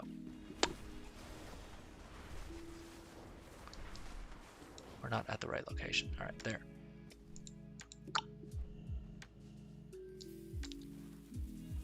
Two.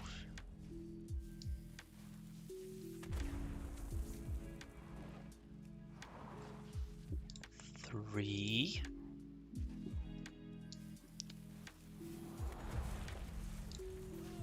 4. I don't know if I need to count each of these out loud, to be fair. Alright, let's... Well, it looks like at least this time around we have NPCs helping us. So it doesn't look like they're doing much damage. This guy's been at 2.5 million health for ages. I think these Greyguard elites and the 7th Legion infantry, pick it up. All right, guys. What are you doing?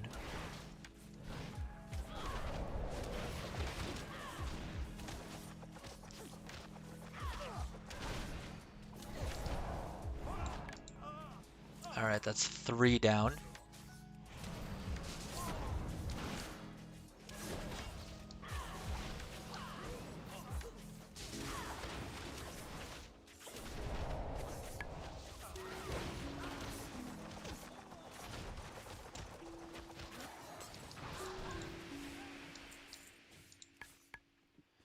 All right, let's put that one down, and then let's run over here and do this.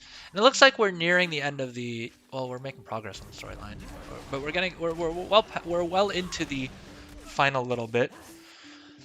So once we get our Gilnean Mount thingamabobber, we will probably hop over to our Death Knight and see if that doesn't pop the achievement.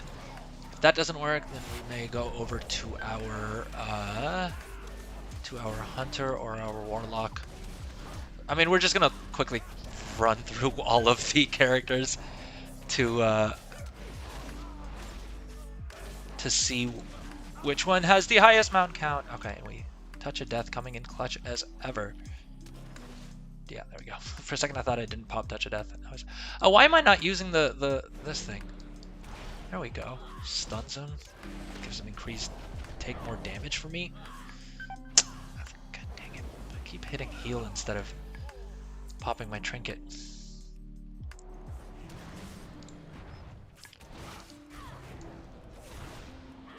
It is nice that the little spell they gave me takes out at least half of the health. Alright, so at the end of this questline, we'll get the Gilnean Prowler, and then we're going to rotate through our other characters. Oh, I was hoping I could have stolen the credit for that one. Alright, we only need 2 more of them anyway, so...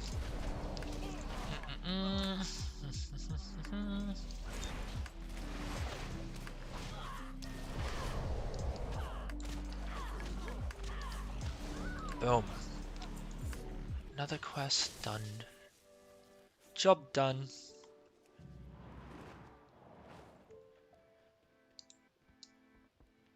Alright, so now we're inside a nicely decorated cathedral. And let's turn this into the princess and see what she has to say. We have to kill ooh.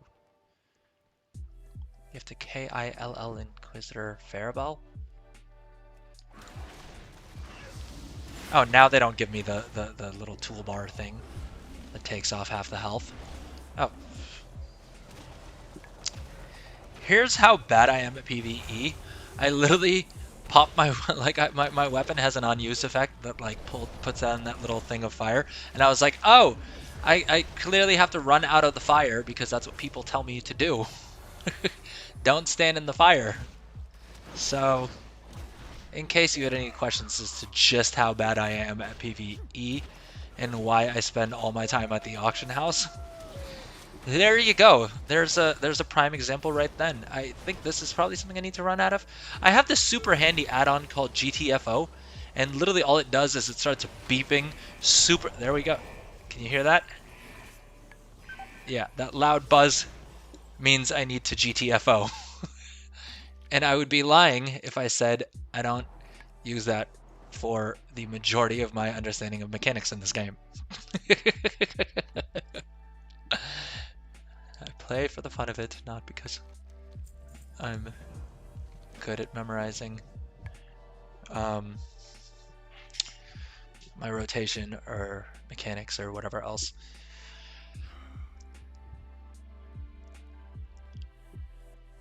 You're thinking of Liam again, aren't you?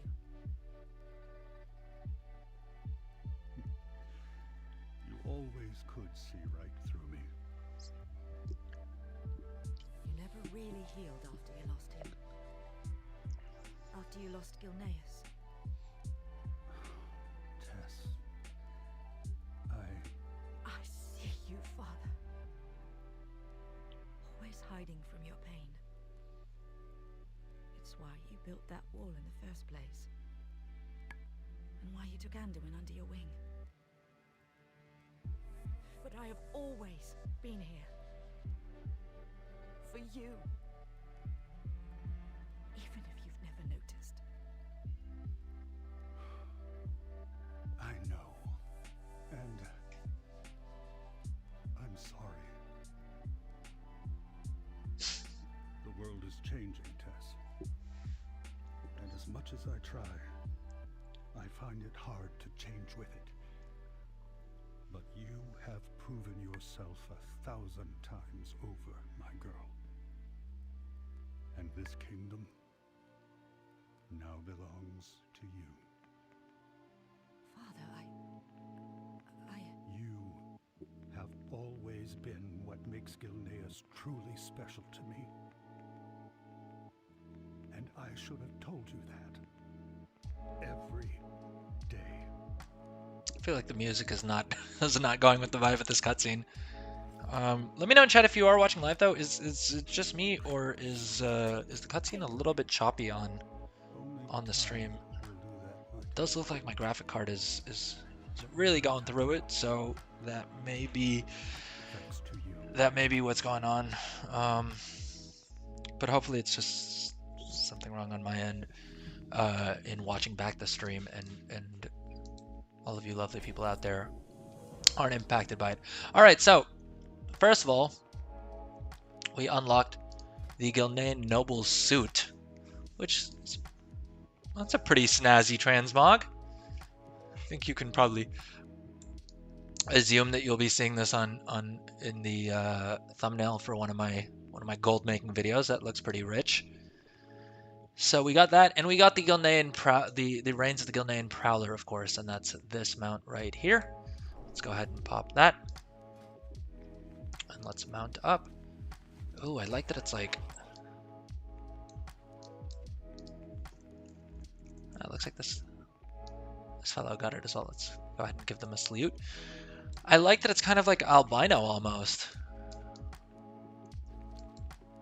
I don't know that it goes super well with my current transmog, but certainly with that attire, it would look pretty cool. That is a good looking mount. All right, let's check the mount special. Yeah, it does the same mount special as I guess every fox does. All right, what's this next quest? The wall between us. Ruins of Gilneas, 0 out of 6. Oh, jeez.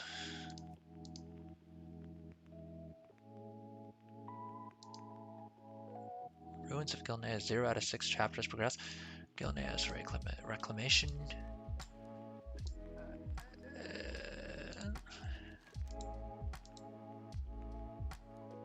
Oh, wait, do we have to go back to the Undercity?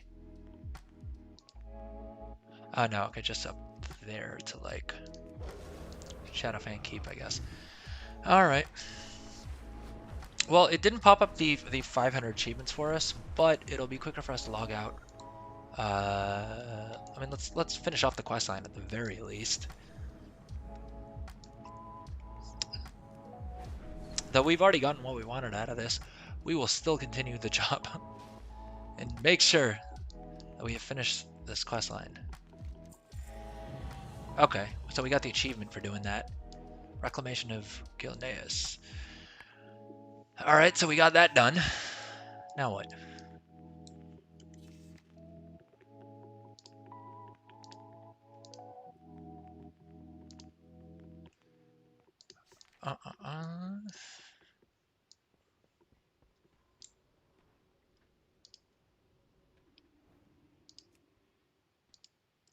Well, let's hearth. And then I guess we log over to our other characters and see if we've got the achievement or not that we should have. We did the math. We did the math. We checked it like 3 times on stream already. All right, so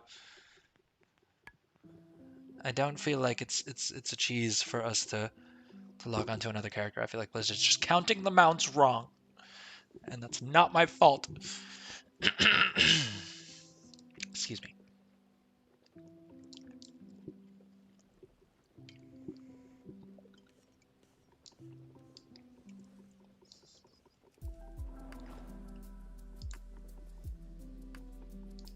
Oh, so the other thing I want to do as well is also max out the Loam Niffin reputation this week if I can.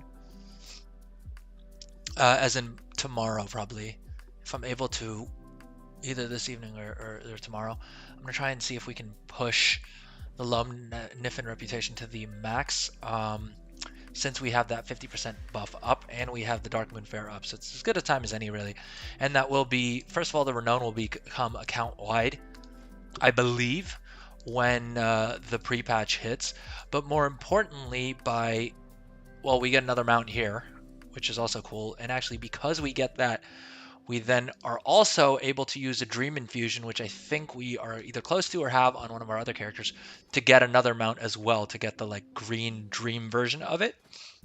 But the main reason that I want to max this out is to unlock this. The being able to buy barter boulders across all of my characters will unlock a bunch of the recipes that are super profitable.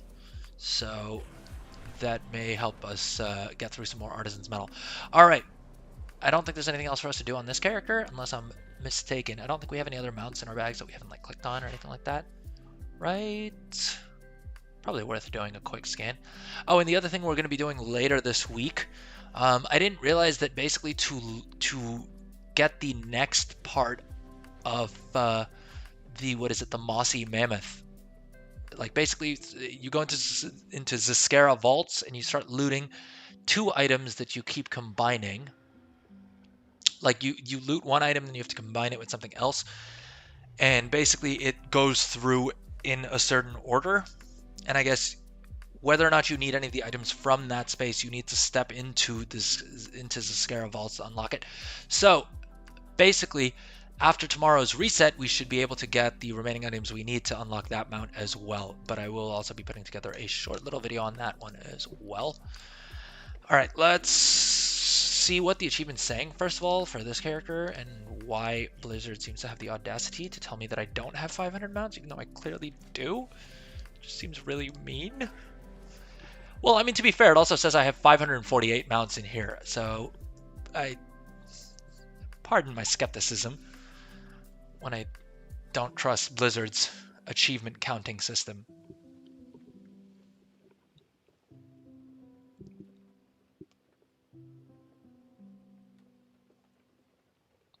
And actually, one of the ways that you can check quickly which of your characters has the most mount is by using one of the websites that like pulls data from the armory, because I think through those you should be able to see how many mounts each of your characters are reflecting on the achievement. There we go. There we go. Boom. What did I tell you? I told you we'd log over to this character, and we have done it. Thanks for the carry, Otterworldly Ottuk Carrier achievement and mount done. All right, let's go ahead and mount up on that.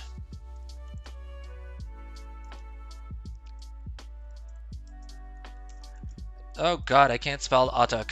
This is not good. And of course we have to set that as a favorite. That has to be a favorite.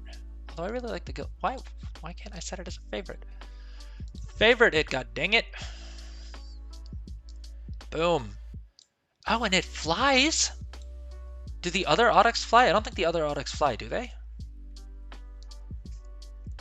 I may just be a noob and not realize that the other ones can fly as well. No, okay, I wasn't wrong. Yeah, these ones don't fly, and this is one of the fancy ones too. Did the rep ones fly? No, the rep ones don't fly either. I'm assuming this one may, and I don't know if this one would, because this one requires like raid drops. But let's come back to our Otterworldly Ottuk Carrier. Ottuk Carrier. Is there?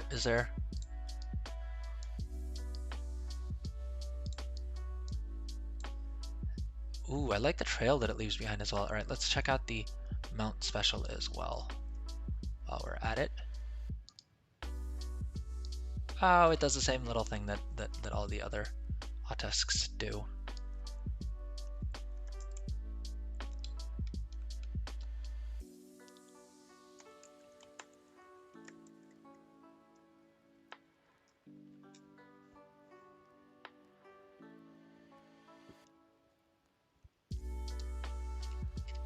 All right, so we managed to hit 500 mounts. If you guys enjoyed this, coming on this journey with me at all, please drop a like, drop a subscribe, leave a comment. Let me know what you guys think. I see that we have 4 people watching live in all right now, so if you guys are watching live, be polite, congratulate me. We just hit 500 mounts. That's literally taken me 19 years of playing this dang game to unlock. But no, thank you to everyone who watched live. Thank you to everyone who was chatting with us earlier on the stream as well. Thank you to you if you're watching the video on demand. Unfortunately, today we are going to have to call the stream there. It's been around 3.5 hours, and we got 12 mounts in 3 hours and 20 minutes. And that was me doing it, so we died a couple of times along the way as well. And yeah, it's very much possible. And these weren't even easy mounts, right? These weren't the like low-hanging fruit. So if you guys got any value out of this, let me know. Drop a comment, let me know in chat. Drop a follow or hit subscribe. I'll be putting out more guides on some of the other mounts. Probably I'll do shorter guides on the mounts that we got during this stream. Just sort of summarizing what you need to do and where you need to go and stuff like that. But I have also recorded some other guides for some of the other mounts that we used to get to 500 as well. So look out for those. There should be one going live tomorrow evening. Tomorrow evening my time, so that's depending on where you are, that'll most likely be at some point tomorrow. Well, realistically, like day after, because I generally tend to post like in the mornings US time, because that's what my tools tell me is when I'm gonna is when I get the most views. So keep an eye out for that. Either, yeah, I guess tomorrow your time most likely. I don't know. Either tomorrow or the day after. And then, of course, on Wednesday, we will be streaming again. I haven't decided for sure, but most likely we will be streaming Remix again. We may level some more characters, or we may just max out the gear on our Remix main and try and see if we can see how many raids we can solo. But yeah, thank you everyone. Thank you for the new followers we got on today's stream. Thank you to anyone who may subscribe after watching the video on demand, either on YouTube or on Twitch. Engage with me on YouTube, on Twitter, on TikTok, on all the things. I am everywhere. On Reddit, heck, we have a Reddit account. I gotta start actually posting things on Reddit. I'm a little bit afraid of Reddit. I'm not gonna lie. I've been using Reddit for years on a stealth account, of course, but I feel like Reddit can be a little bit vicious at times. So I've been waiting until my content's a little bit better quality to post on there. But engage with me on all the things, please. I need a lot of attention. All right, but thank you to everyone who's watching the live or later on. Thank you so much, especially if you made it through this. Jeez. Hopefully this helped you guys figure out some mounts that you can pick up. Maybe we covered some mounts that you don't already have and can go pick them up, or at least in the case of the protoform synthesis, I'm guessing there's probably not too many people out there who have all 24 mounts, and so hopefully the farming locations I provided help quicken up that farm for you guys. All right, thanks everyone. Have a good one. Just trying to find my ending button. Take care. Stay safe out there.